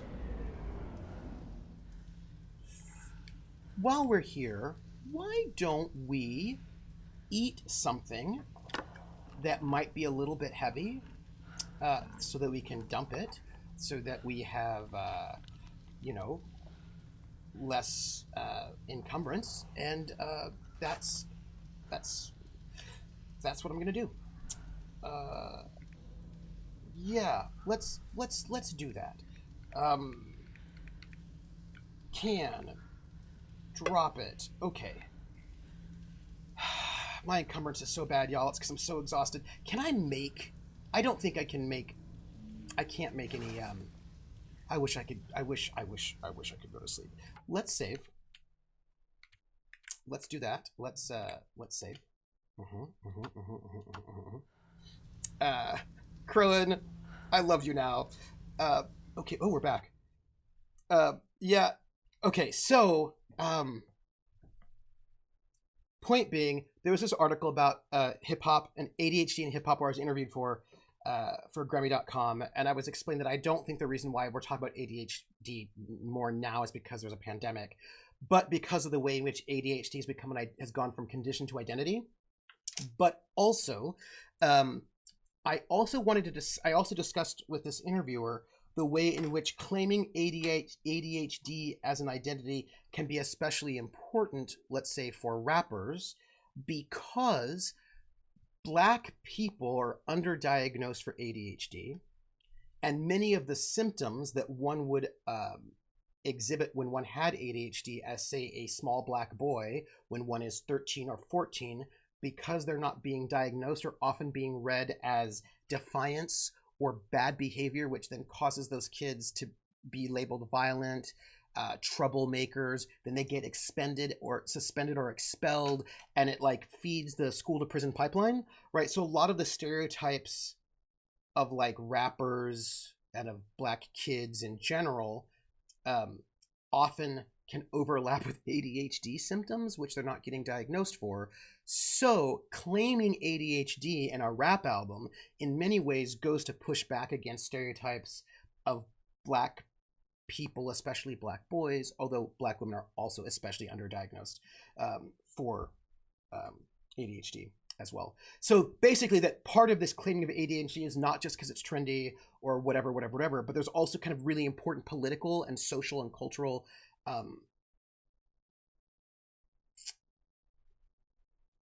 implications, right, to the underdiagnosis of ADHD amongst Black people, and then the reclamation of ADHD as a thing within Black people.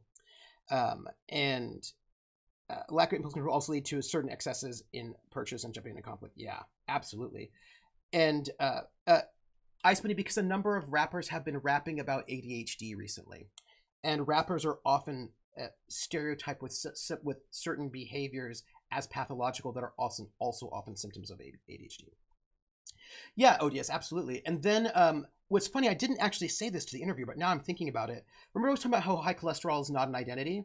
I was thinking about one community wherein high cholesterol actually has made it into music and is a little bit more discussed in certain ways that are a bit more identity connected, and that would be the Black community. Hypertension, high cholesterol, which you can think about Patti LaBelle, certain sort of like relationships to soul food, but also hypertension because of like being connected to sort of Black communities, et cetera, et cetera, et cetera. So like actually there are kind of interesting things where these things sort of show up due to a sort of environmental so far factors. Name game. Anyway, all those things are connected, but more importantly, the name game. Come on, everybody. Because, like, do you know any rock songs about high cholesterol? I don't know any rock songs about high cholesterol, but I do know a couple of rap songs, at least one about, like, high cholesterol. I said, now let's play a game. I bet you I can make a rhyme out of anybody's name. The first letter of the name. I treat it like it wasn't there. And then a B on F. On M will appear. And then I say Bo at a B. Then I say the name. Then banana, fan, or info. Then I say the name again with an F, very plain. Then a fee, fi, and a mo. Then I say the name again with an M this time, and there isn't any name that I can't rhyme. Volpes, Volpes, Volpes, Volpes, Banana, Fana, Fofopes, Fee, Fa, Momopes. Volpes, the name game. Woo! Volpes, can I tell you something? I don't think I've told you this before, but I need to tell you this. It's very serious. It's not serious. It is serious. It's just not heavy. Like, it's not a bad thing. It's just a thing, but I do mean it. Do you know what I really love? What tickles me more than anything? I love saying, Volpes, Volpes, Bobulpes. That one little phrase, I feel like is the coolest. Volpes is such a cool word, don't you think? Volpes, Volpes, Bobulpes. Like, I love that. I love it a lot. I cannot tell you why, but I feel like the word Bulpus is cool. I feel like Bulpus could be like a clown name or like a barbarian, a name for a barbarian. Bulpus the barbarian, who's like a cuddly barbarian. There's something just like so cuddly and awesome about the word Bulpus. And Vulpus, Vulpus, Bobulpus is just like the best. Maybe Vulpus, Vulpus, Bobulpus is like a halfling or a gnome. Maybe Vulpus, Vulpus, Bobulpus is a gnome tinkerer.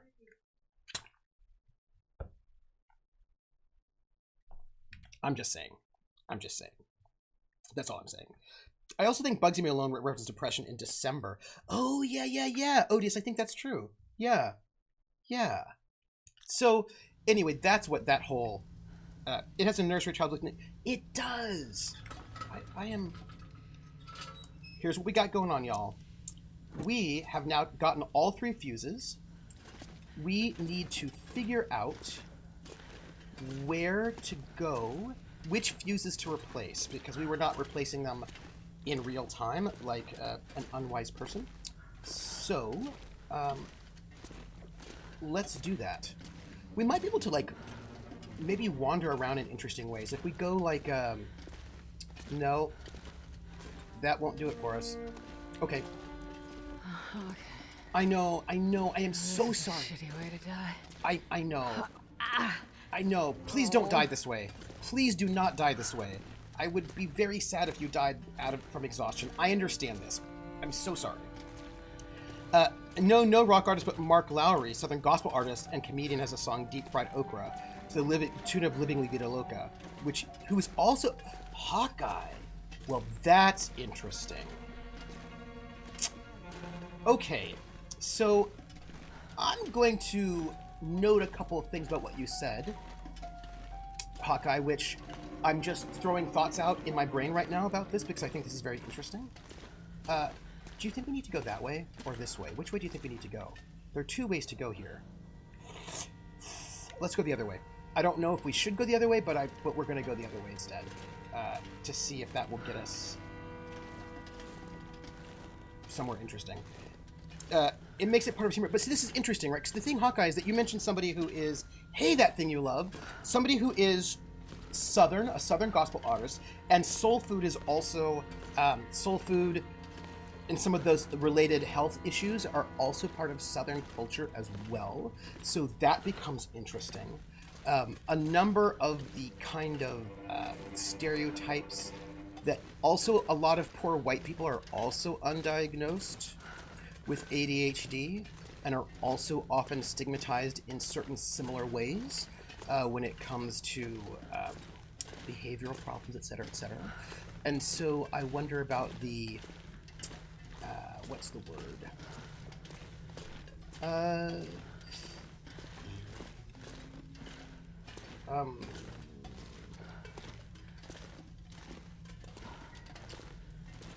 Resonance, the echo, the resonance, the sympathy, the commonality, similarities between poor black and poor white people, and why and how that may or may not have contributed to those echoes. Interesting. I'm gonna think about that. Trooper, it's time to play the game and stop having interesting conversations, because I need to go through the cats and get the... That's fair. Also, I just need to not die. Need some of that deep-fried butter. Deep-fried ice cream. Oh, actually, I've had deep-fried ice cream. It is... I think that deep-fried ice cream I had, actually, I think was Mexican. It was like Mexican deep-fried ice cream. And it was...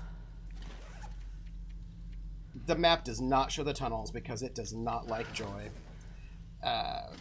Does not like joy. It would be interesting to see how many troublemaking Southern Gotawas are just ADHD with poor input. Oh, that's actually very interesting, actually. That would be interesting to note. Because we're talking about people who are undiagnosed, underdiagnosed, right? There should be a minecart. Okay, so I know that this one, I think we had to replace this one, maybe? Maybe we didn't have to replace this one. I don't remember now if we got a good one or a bad one from this one. So we'll just have to find out. We will find out what happens. We have deep fried ice cream at a Mexican restaurant too, with like, yeah, it's got the deep fried ice cream that I have had. We are looking for a good fuse.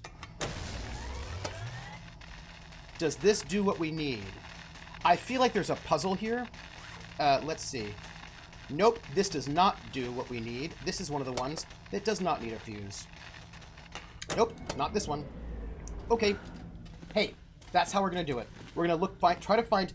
So here's going to be our goal, everybody. Just so you know, I'm going to let you know what it is. We are inches away from death through exhaustion. So our goal right now is to find these fuse boxes and replace them as quickly as possible. I'm going to use that stim. Once we get the stim, we're going to collapse. So I want to use it right before we get to that dead moment. Also, if we are actually close to the elevator right now, what I might do is, since our encumbrance level is dropped, I might try to put a bunch more stuff in that locker if we're close, to be able to see if we can move just a little bit faster. We'll see what we can do. That was my wife's favorite dessert, to get the old Chi-Chi's restaurant. Oh, yeah. So deep fried ice cream, at least the Mexican variety, is like a ball of ice cream wrapped in like a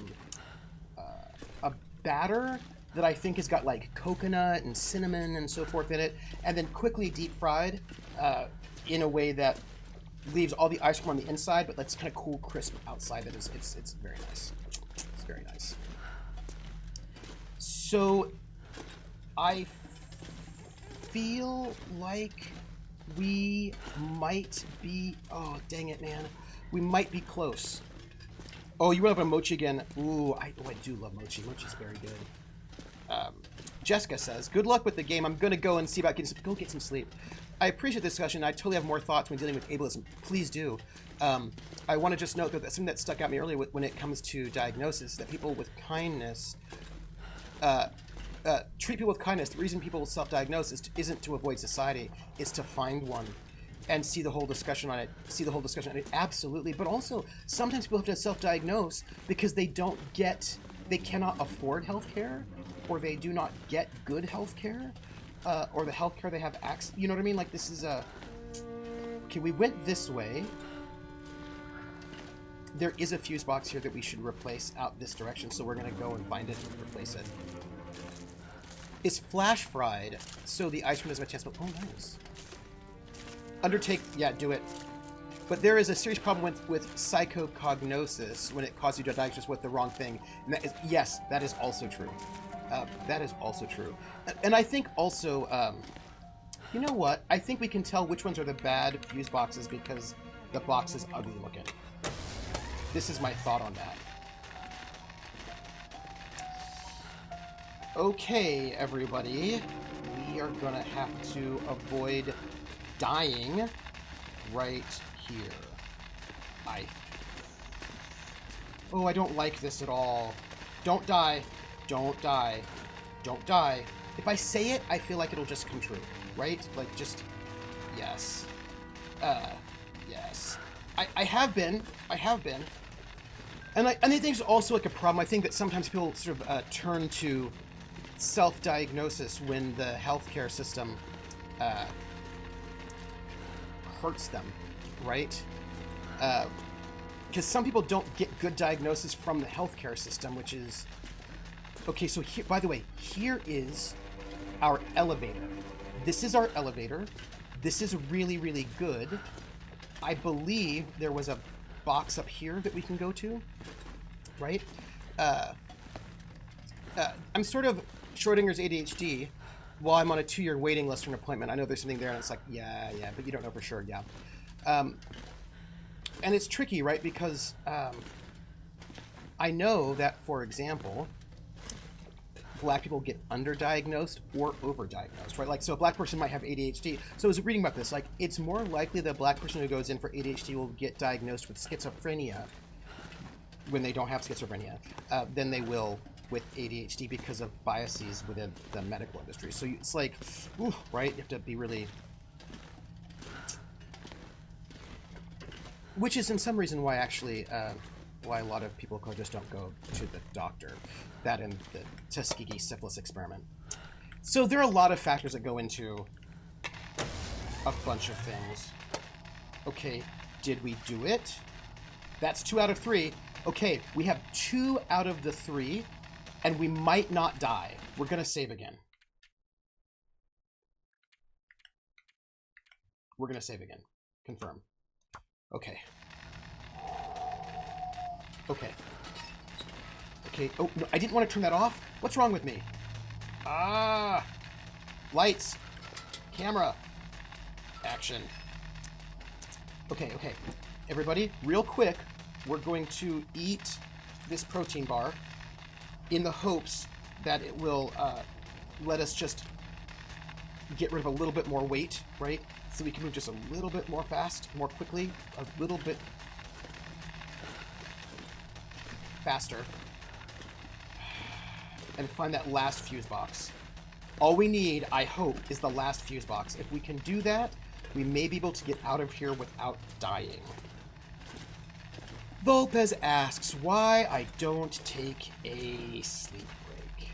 That's a great question because I lost my bedroll, I think, in the cave-in. In a way that makes me very, very sad. So all I need is this last fuse box, which I think, if I remember correctly, is down here. I think it's right there. And if it is right there, then we, my friends, are cooking with gas.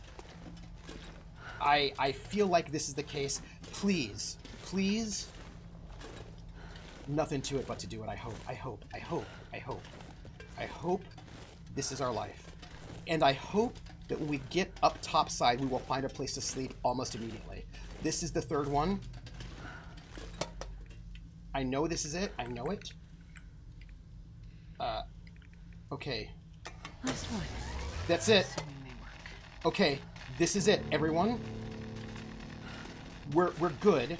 We're not bad, we're good. We've got to go back to those lockers and get everything we dropped off. And then, we're gonna get out of here. And I hope... Okay, this is us. Everybody, we're gonna save right now. Oh my gosh! Hold on, save. Don't die. Okay. Okay. Yeah, dingoes ate my bedroll. It's terrible. Dingoes ate my bedroll! I hope you don't get lulled into... If I get lulled to sleep by that elevator, I won't feel bad, because it will mean that I've gotten sleep. But my concern is that I will just die instead. That's all. I can do it. Okay, we're gonna just grab the last of our bits. We're also going to dump that one fuse that we don't need. And we're going to get out of here. We just need to get rid of... There is a used fuse. Just take that out of here. We're going to go to this locker. We're going to move all of the inventory. Yeah, that's what we're going to do. Move all to... Okay, there we go. I don't know if we can move with all this stuff, actually. We can... hold on. There are a couple of things that I know I don't need to carry with me right now. We're going to keep those bolt cutters. We're going to drop this flare. We're going to drop this one, this one. We'll keep 5. We're going to drop that flare and that flare. We're going to drop this can. We're going to drop... hold on. We're going to drop...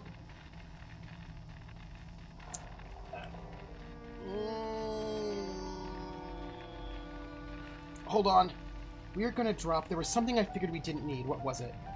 We're going to drop 10 of these flares. Not flares, you know.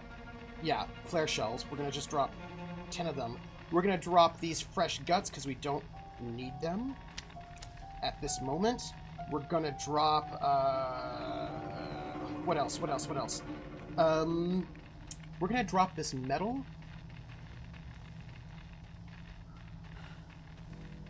Wait.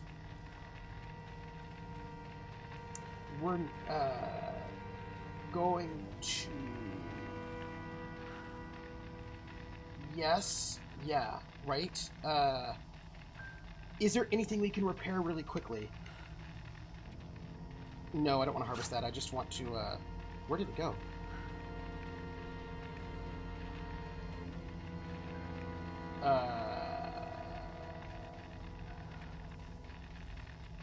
Did I mess up?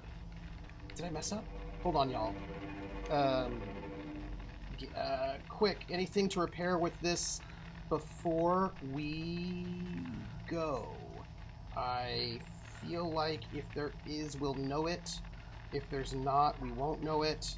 We're going to drop the second flashlight, because I don't think we'll need that right now. And we are under 60, and I think that's going to be us. No, we're going to drop the... We're going to drop the... where is it? We're going to drop the metal, because metal... We can get more metal somewhere else. Okay. And then we're going to just drink water. This is us trying to get out of here before we die. Just moving a little bit faster. Okay. Now I'm going to start moving, and I'm going to look at chat. Okay. I watched a talk show on German TV, and they talked about a German YouTuber with her ADHD. She cannot take stimulant medication because she's one of the 20% that have side effects, and she said that that is the most important thing is to learn about what ADHD is. Yeah. That thingy says, oh yeah, I got a really cool lens recently that's big and chunky and wanted me to finally get a tripod. Ooh. Are we going the right way? We are. Okay. But what if I need the bolt cutters? What if I need them? Yeah, okay. So we just dropped stuff. Okay. I didn't repair anything. I didn't do it. Okay. Okay, 25-minute warning. Okay. I do not need them. I don't need them at all. Okay, where are they? Bolt cutters. Bolt cutters. Bolt cutters? I do not need bolt cutters. Bolt cutters. Where do you live? Bolt cutters. Okay, drop them. Don't have them. Okay. I normally have a higher carrying capacity, but I'm so exhausted I can't carry anything. Yeah, Vulpes, you'd think that hacksaw would be able to double for bolt cutters, but nope. Hey, I don't know if any of you watched the session 0 for Good Society upon the Hexhamshire Moors. What is today? Thursday? Last night. But that was super fun. And I was really happy about actually being able to run a session 0. good society, since none of the ones I participated in ever did their session 0 live. Oh, okay, we're not out of the woods yet, everyone, which is why I'm glad I didn't take the stim yet. Stim yet? That battery's dead, because we probably are no longer in the Aurora Borealis. That's okay. What do we have here? Okay. Rissa's like, good session. Donald's like, very interesting. Practice like, good session. Carlin says, I missed session 0 and then got there right when you took a break, so I guess the universe was telling me that Wednesday was not a good night for me to watch stuff. Probably. No. I honor that. Okay, I feel like this is going to get us out.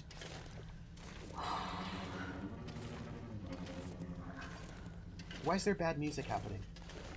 I don't like it. Yeah, it's gonna be really spicy, I think. Come on, new level. Daddy needs a new bedroll, right? I need a new bedroll. Just need to get out. Out. Have we saved up here? I don't think we have. We're saving. Okay, I can confirm. We're gonna get out of here before this ends. But you just learned today, says Volpez, California officially classified bees as fish for the standards of state endangered species laws. Oh. Ooh.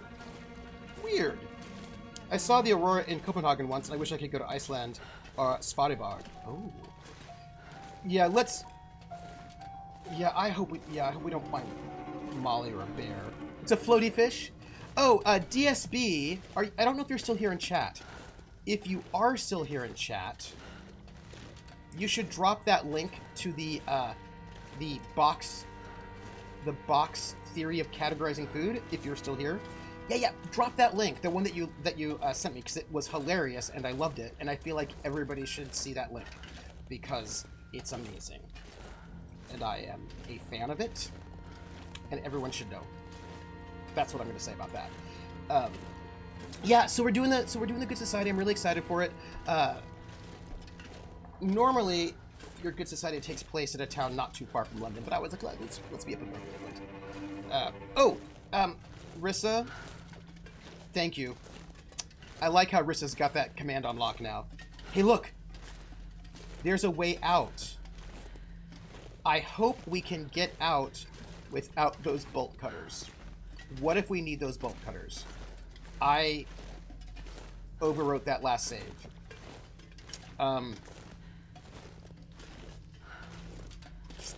Okay, I'm going to just assume that we can get out of here without the bolt cutters. Yes, also post it in Discord. It's pretty hilarious. DSB and I both share a frustration with these arguments where people are like, is a hot dog, is salsa a soup? That thing.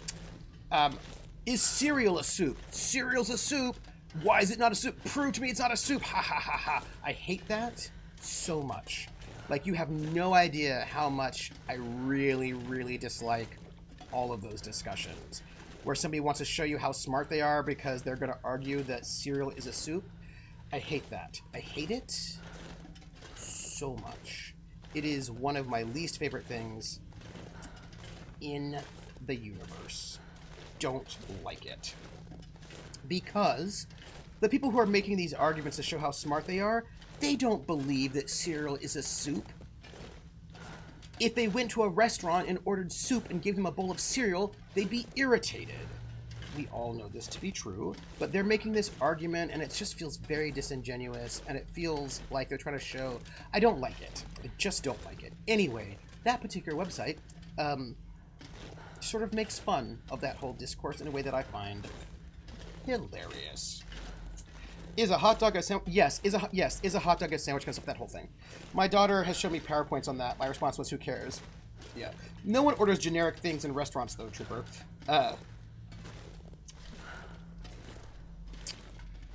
No. The Earthers would be interested if cereal was Captain Crunch. Absolutely no one goes to a restaurant and orders soup. No, but you know what, though? It does happen in people's homes. If I've said, hey, would you like some soup? And somebody's like, sure. And then I handed you cereal, you'd be irritated. It happens in people's homes. A way out, finally. And yes. Or if somebody said, somebody was like, hey, would you like some fruit salad with that? Would you like a fruit salad with that? And so it's like, sure. And then you gave them salsa, they would be irritated with you. As well they should be. Because you know what that's about.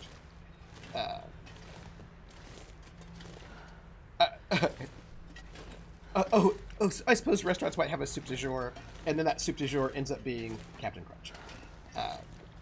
Which, yeah. But salsa is fruit salad, except that the problem is if I went to a diner and the diner said you're going to get a sandwich with a side of fruit salad, and they put a glop of salsa on there. Nobody needs this anymore. Most people I know would be irritated by that. They would not be happy if they ordered a fruit salad and what they got was salsa. I feel like they would just not be happy. But this is the thing. The whole thing, like, is a calzone panini? All of these things. This is not, because the thing is, categories are not objective in this way, right? Lower weight loss, it did only last a few minutes, but also, you know. But also, the thing is, we just don't function that way, right? As when somebody says, look, there are a lot of things that are made the same way, but we call different names because they have different, we understand them culturally differently. And I feel like that's the thing that people are just not, oh, thank goodness. Leave the mine. Thank goodness. Oh my gosh. What the hell? What? What is happening? Where are we? What? Right?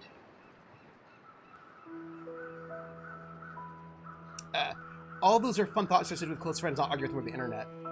I don't also think all that comes up. Also, hot dogs aren't sandwiches; they're tacos because the bun is a cut piece of bread, not two short pieces. Those are whales. Has changed. Whoa. The aurora, the weather, wildlife. Whoa. It somehow feels like Mother Nature is crying out. Oh no. Maybe she's warning us of what's to come. People like Molly or Father Tom, the crash survivors. They're just the ones left behind. Damaged people.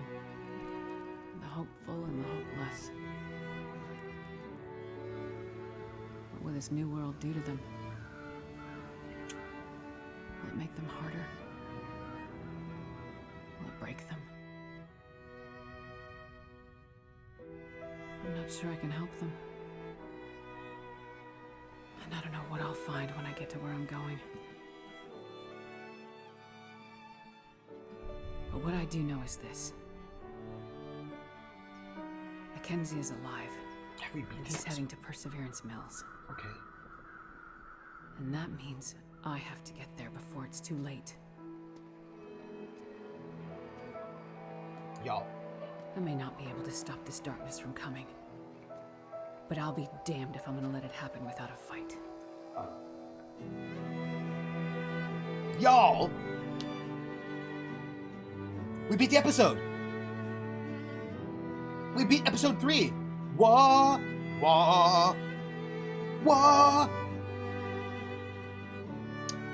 How productive were we? Also, how stressful was that? Also, I'm very... I think they took our... I feel like they took our mid-roll. Not all subs would cut that... Oh, right. There's one sweet and short way to silence.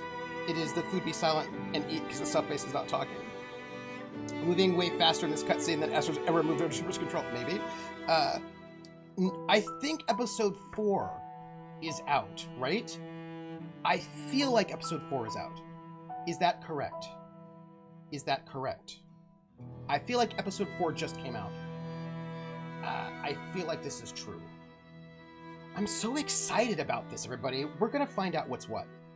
We're going to find out what's what. I'm not fast-forwarding through the credits because I feel like it's, you know. So, all of these conversations, I'm just like, ugh. Is lasagna a sandwich? Lasagna is a sandwich. You know, like all of these things. I was like, why? Why are we doing this right now? Why are we doing this? Why? Why? Because it is not practically how people communicate with each other. Like, lasagna is a cake. Do you know what I mean? Like, I'm just going to say, if I said, oh yeah, if they had, like, if I went to a restaurant and the restaurant said cake, which sometimes they do, cake, and I got a lasagna, I'd be irritated. Because we both know that's not what we mean by cake. I'd be irritated by it. It's a meat cake. Arguments about the correct order for toothpaste and water do my head in too. Wait, are there arguments about the correct order for toothpaste and water? Are there really? What does everybody do? Oh, okay, we're going to continue to episode 4 for a moment because we've got 13 minutes and this we can start. And then I can feel like, how exciting. Do you, Scabineck does water toothpaste... You think they put me on that bus for my good behavior? That's the bus to Black Rock. Black Rock? Yeah, you know. Black Rock Federal Pen. Where they put the worst of the bad people. People too bad for the mainland.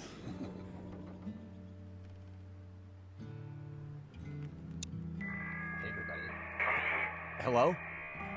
Is this the radio station at Perseverance Mills? Is there a doctor with you?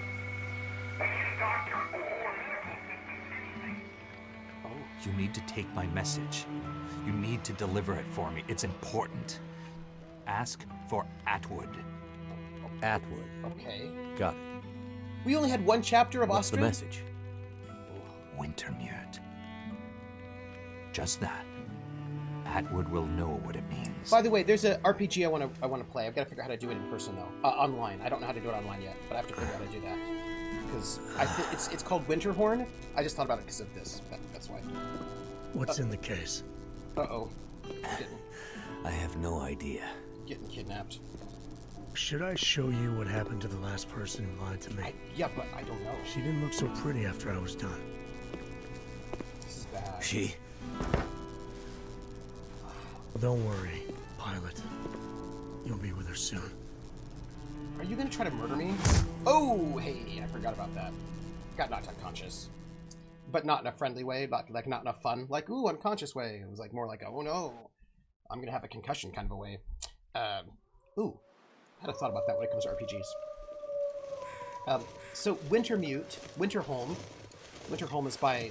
Why do we have to carry this sack of shit? He's heavy as hell. It's because of the encumbrance. Shut the fuck up. Mathis carry the asshole. We carry him. This is bad. Are these wolves gonna kill everybody? They're getting closer. They are. You hear about what happened to Leclerc? No. Don't believe everything you hear, dumbass. Y'all. I'm worried. Arrow in the chest, man. The chest. Oh, that was No Molly. wolves be doing that. Really? Wolves don't use bows. Fury, then silence. Figure that out all by yourself? Just another. I don't know. Something's hunting us out here, and it ain't just wolves. It's Molly and her friends. Mathis will figure it out. Put your hands down. Put your hands down. Put your hands What the hell are down. we even doing out here? Don't let them know you're awake. Come on. Deception check. Remember the plan. Sorry, I have First to... we get Daughter out. Donner, that crazy I'm gonna talk fucker. to you as soon as This we is finish bullshit. this cutscene. He's coming back here. Order. shouldn't. Hey, Mathis. He's finally awake. Yeah, I wouldn't let. I just wouldn't let people know that you're awake. Okay, whatever. I just. Well. He lives. Yeah. No thanks to you. Why is one of your eyes so red? Turns out you have a damn hard head, Pilot. I told you I was stubborn. I don't like it. Woman. Oh, you mean the one you asked about in the dam? Yeah. She's still there. Won't be going anywhere soon. But who? You bastard. Relax, Mackenzie. She had nothing to do with you. How do you? Just some old lady lost in the woods. Who? Wandered into the dam when I was there. Who? She saw me and wouldn't stop screaming, so I shut her up. You're not nice. Monster. Oh, you have no idea. Why are you so worried about her? You're not a nice person. It doesn't matter. Hawkeye says. Could it have anything to do with this? Look, I don't know what's in there. It's medicine. I told you I have no idea what that is. Well, it's okay, Pilot. We'll find a way to open it very soon. That's very ominous. I don't like And you. then we'll both know what's inside. Also, why do they always have bad guys being not clean shaven? Mackenzie? Yeah. You're too close. You look like shit. Rude. Rude! Rude! Shit, Mathis! How long we have to carry this heavy bastard for? Shut up, man. Voltaire says, That apparently the heavy way... bastard may be our ticket off this rock, so carry him. And like Oh. the man says, It's not pilot. shut the fuck up. The way you do it is correct, the other way is wrong, no matter which order it is. Oh. Annika gives water, toothpaste, water. Scabbard says toothpaste tastes better when cooled down. Ice Bunny's team, no water. They found us! Who? What's going on? Oh gosh!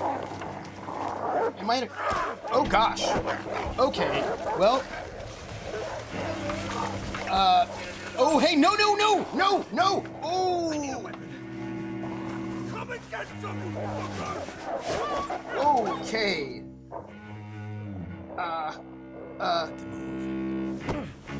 Oh gosh. This is oh gosh.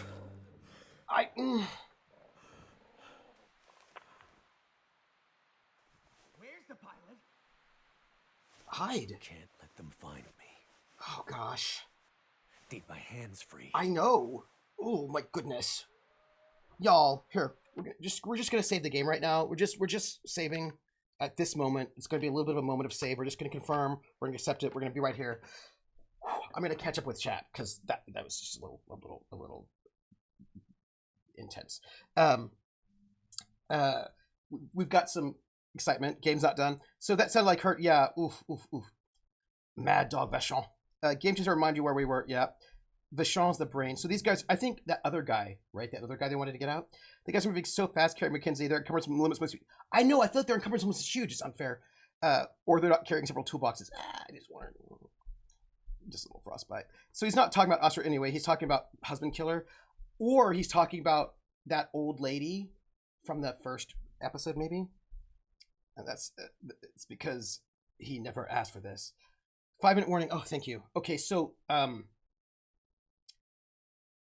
you miss how we roll. You miss a huge mad cutscene. So here's the thing. I usually put water on the toothbrush to soften it up, and then I put toothpaste on it, and then that's what I do. But here's the thing. I do not care what other people do. I don't.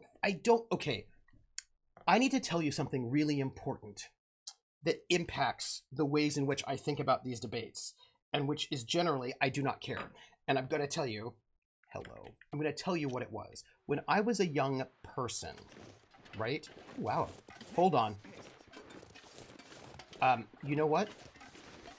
I have nothing in my inventory. Also, I'm not well. I've got a broken rib, sprained wrist. I'm in pain. I'm not wearing a lot of clothing. They took all my clothes. Well, that's bad. Apparently when you're not carrying anything.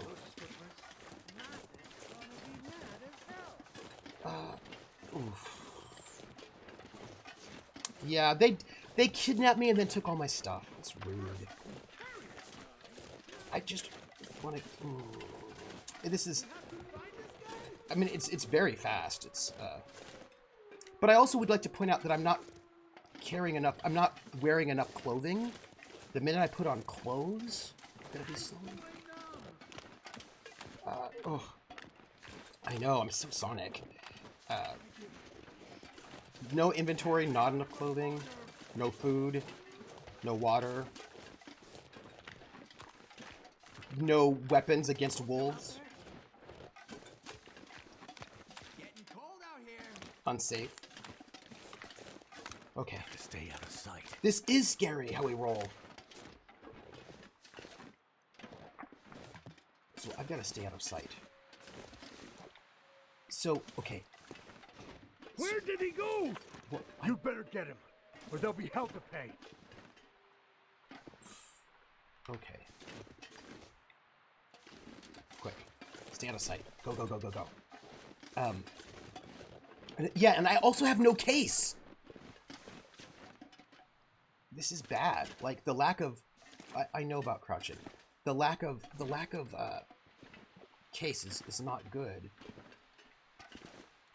That's just... What was I going to tell you all? I had a thought that I was going to tell you. I want to see how far we can get before we close out for today. But I'm so proud of us. I don't know if I can outrun wolves. Oh, cutscene. Sorry. No, nothing but those fucking wolves.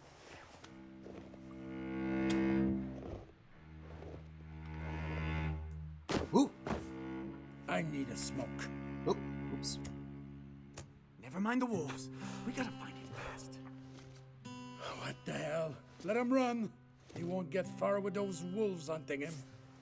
Look, you dumbass. Mathis says the pilots are taking off this damn island. Don't you want to get back to the mainland? How did he know if that were... How did they know it was But a pilot? Eller, the arrow in the chest, man. It wasn't me. Let's go find this guy before Mathis loses his temper again. You know what he's like when he's angry. He turns into a Hulk? Let's go. Between Mattis and the wolves, I have a bad feeling about this place.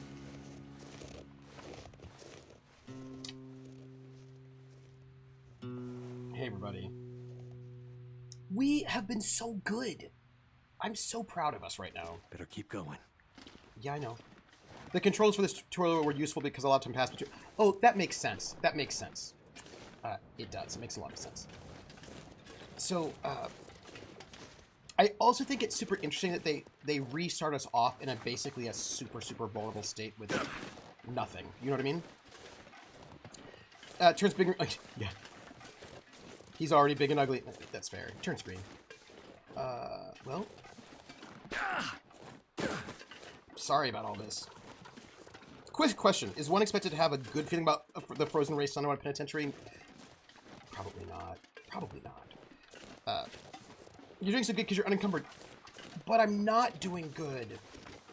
I meant we did so good that we got out of the mine. Yeah, I would, you know, just gotta get out of... Hey. Escape the convicts. Well, here we go.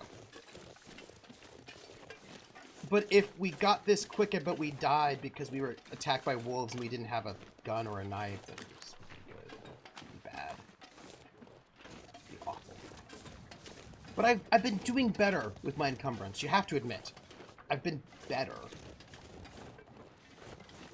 How do you think we're going to get out of this pickle, do you think? Right? Just gonna see if there's a... Nope. Yeah, so I think it's interesting how this game tends to leave you in a bad space. You know what? Maybe it's because they don't want to deal with inventory management between episodes. Right? So they start you off with basically nothing so that they don't have to worry about a save file that way. Does that make sense? That makes sense to me, right? Yeah, you're right. I'll get out of this place next week. As the song says. Ooh, wait, look. I found a place. I found a place. Rusty saw blade. Might be sharp enough to cut this rope. Yes. Yes. We're going to deal with this. We're going to go into that house, and then we're going to save there. Is it a ravine or a taco? It might be a taco. We don't know. I'm surprised they didn't cut my feet, bind my feet. That's interesting. But they didn't. Here's what's what, y'all. We're going to take these berries, these rose hips.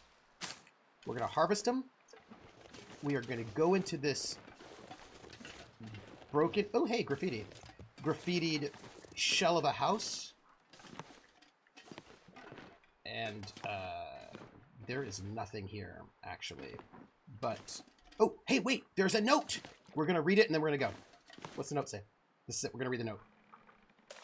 Rock Taco is a good song by the B-52s. Rock Taco? Okay. We got through the mine. It was terrible, but we did it. Thinking of you out here all alone, did it bring you something special, leaving us like you did? And for what? For Blackrock? We waited so long, Papa.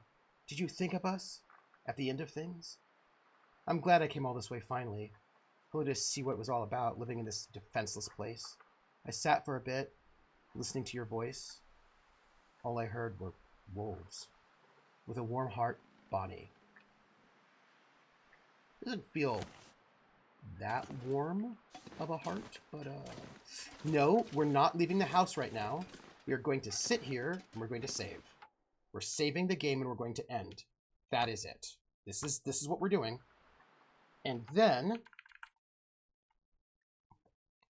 I need to ask you a question, is what I need to do. Let me ask you all a question. Where, I don't know, probably in our, we're carrying the rose hips on our hips. So, here we go. We got through everything. I'm feeling really good about it. But let me ask you a question. This is a question I need to ask you, and I need your advice. Chat, I need your advice. This is what I need to know.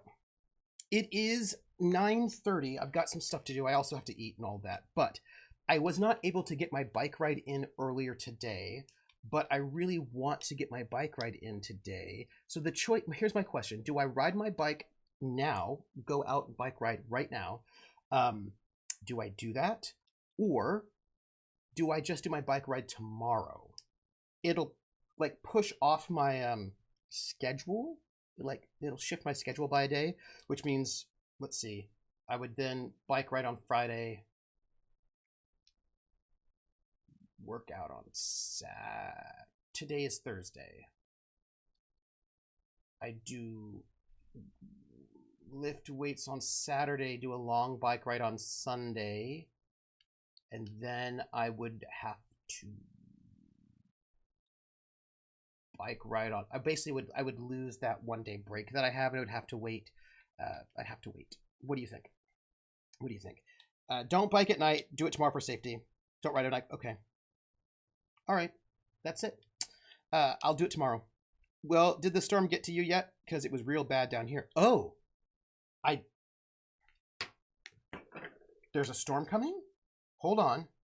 Hold on. Let me check the weather. It has not yet gotten to us, it doesn't look like. But it's going to get to us tomorrow morning, but I don't think I have to worry about that. Yeah, so no. Okay, but you're all saying don't ride tonight, ride tomorrow. That's what I'll do. I'll ride tomorrow. That's what I'll do. I have reflectors. I've got lights. Yeah, I've got lights. I've got reflectors. I've got reflectors on my shirt, and I've got reflectors on my. I'd wear my like. I've got a pair of I've got like a windbreaker with reflectors on it, and I've got lights, so I could do it.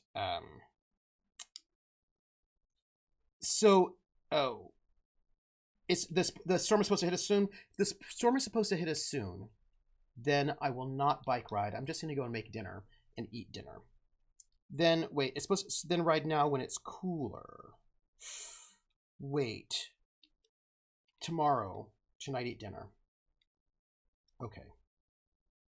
Okay. You know what? I have an idea.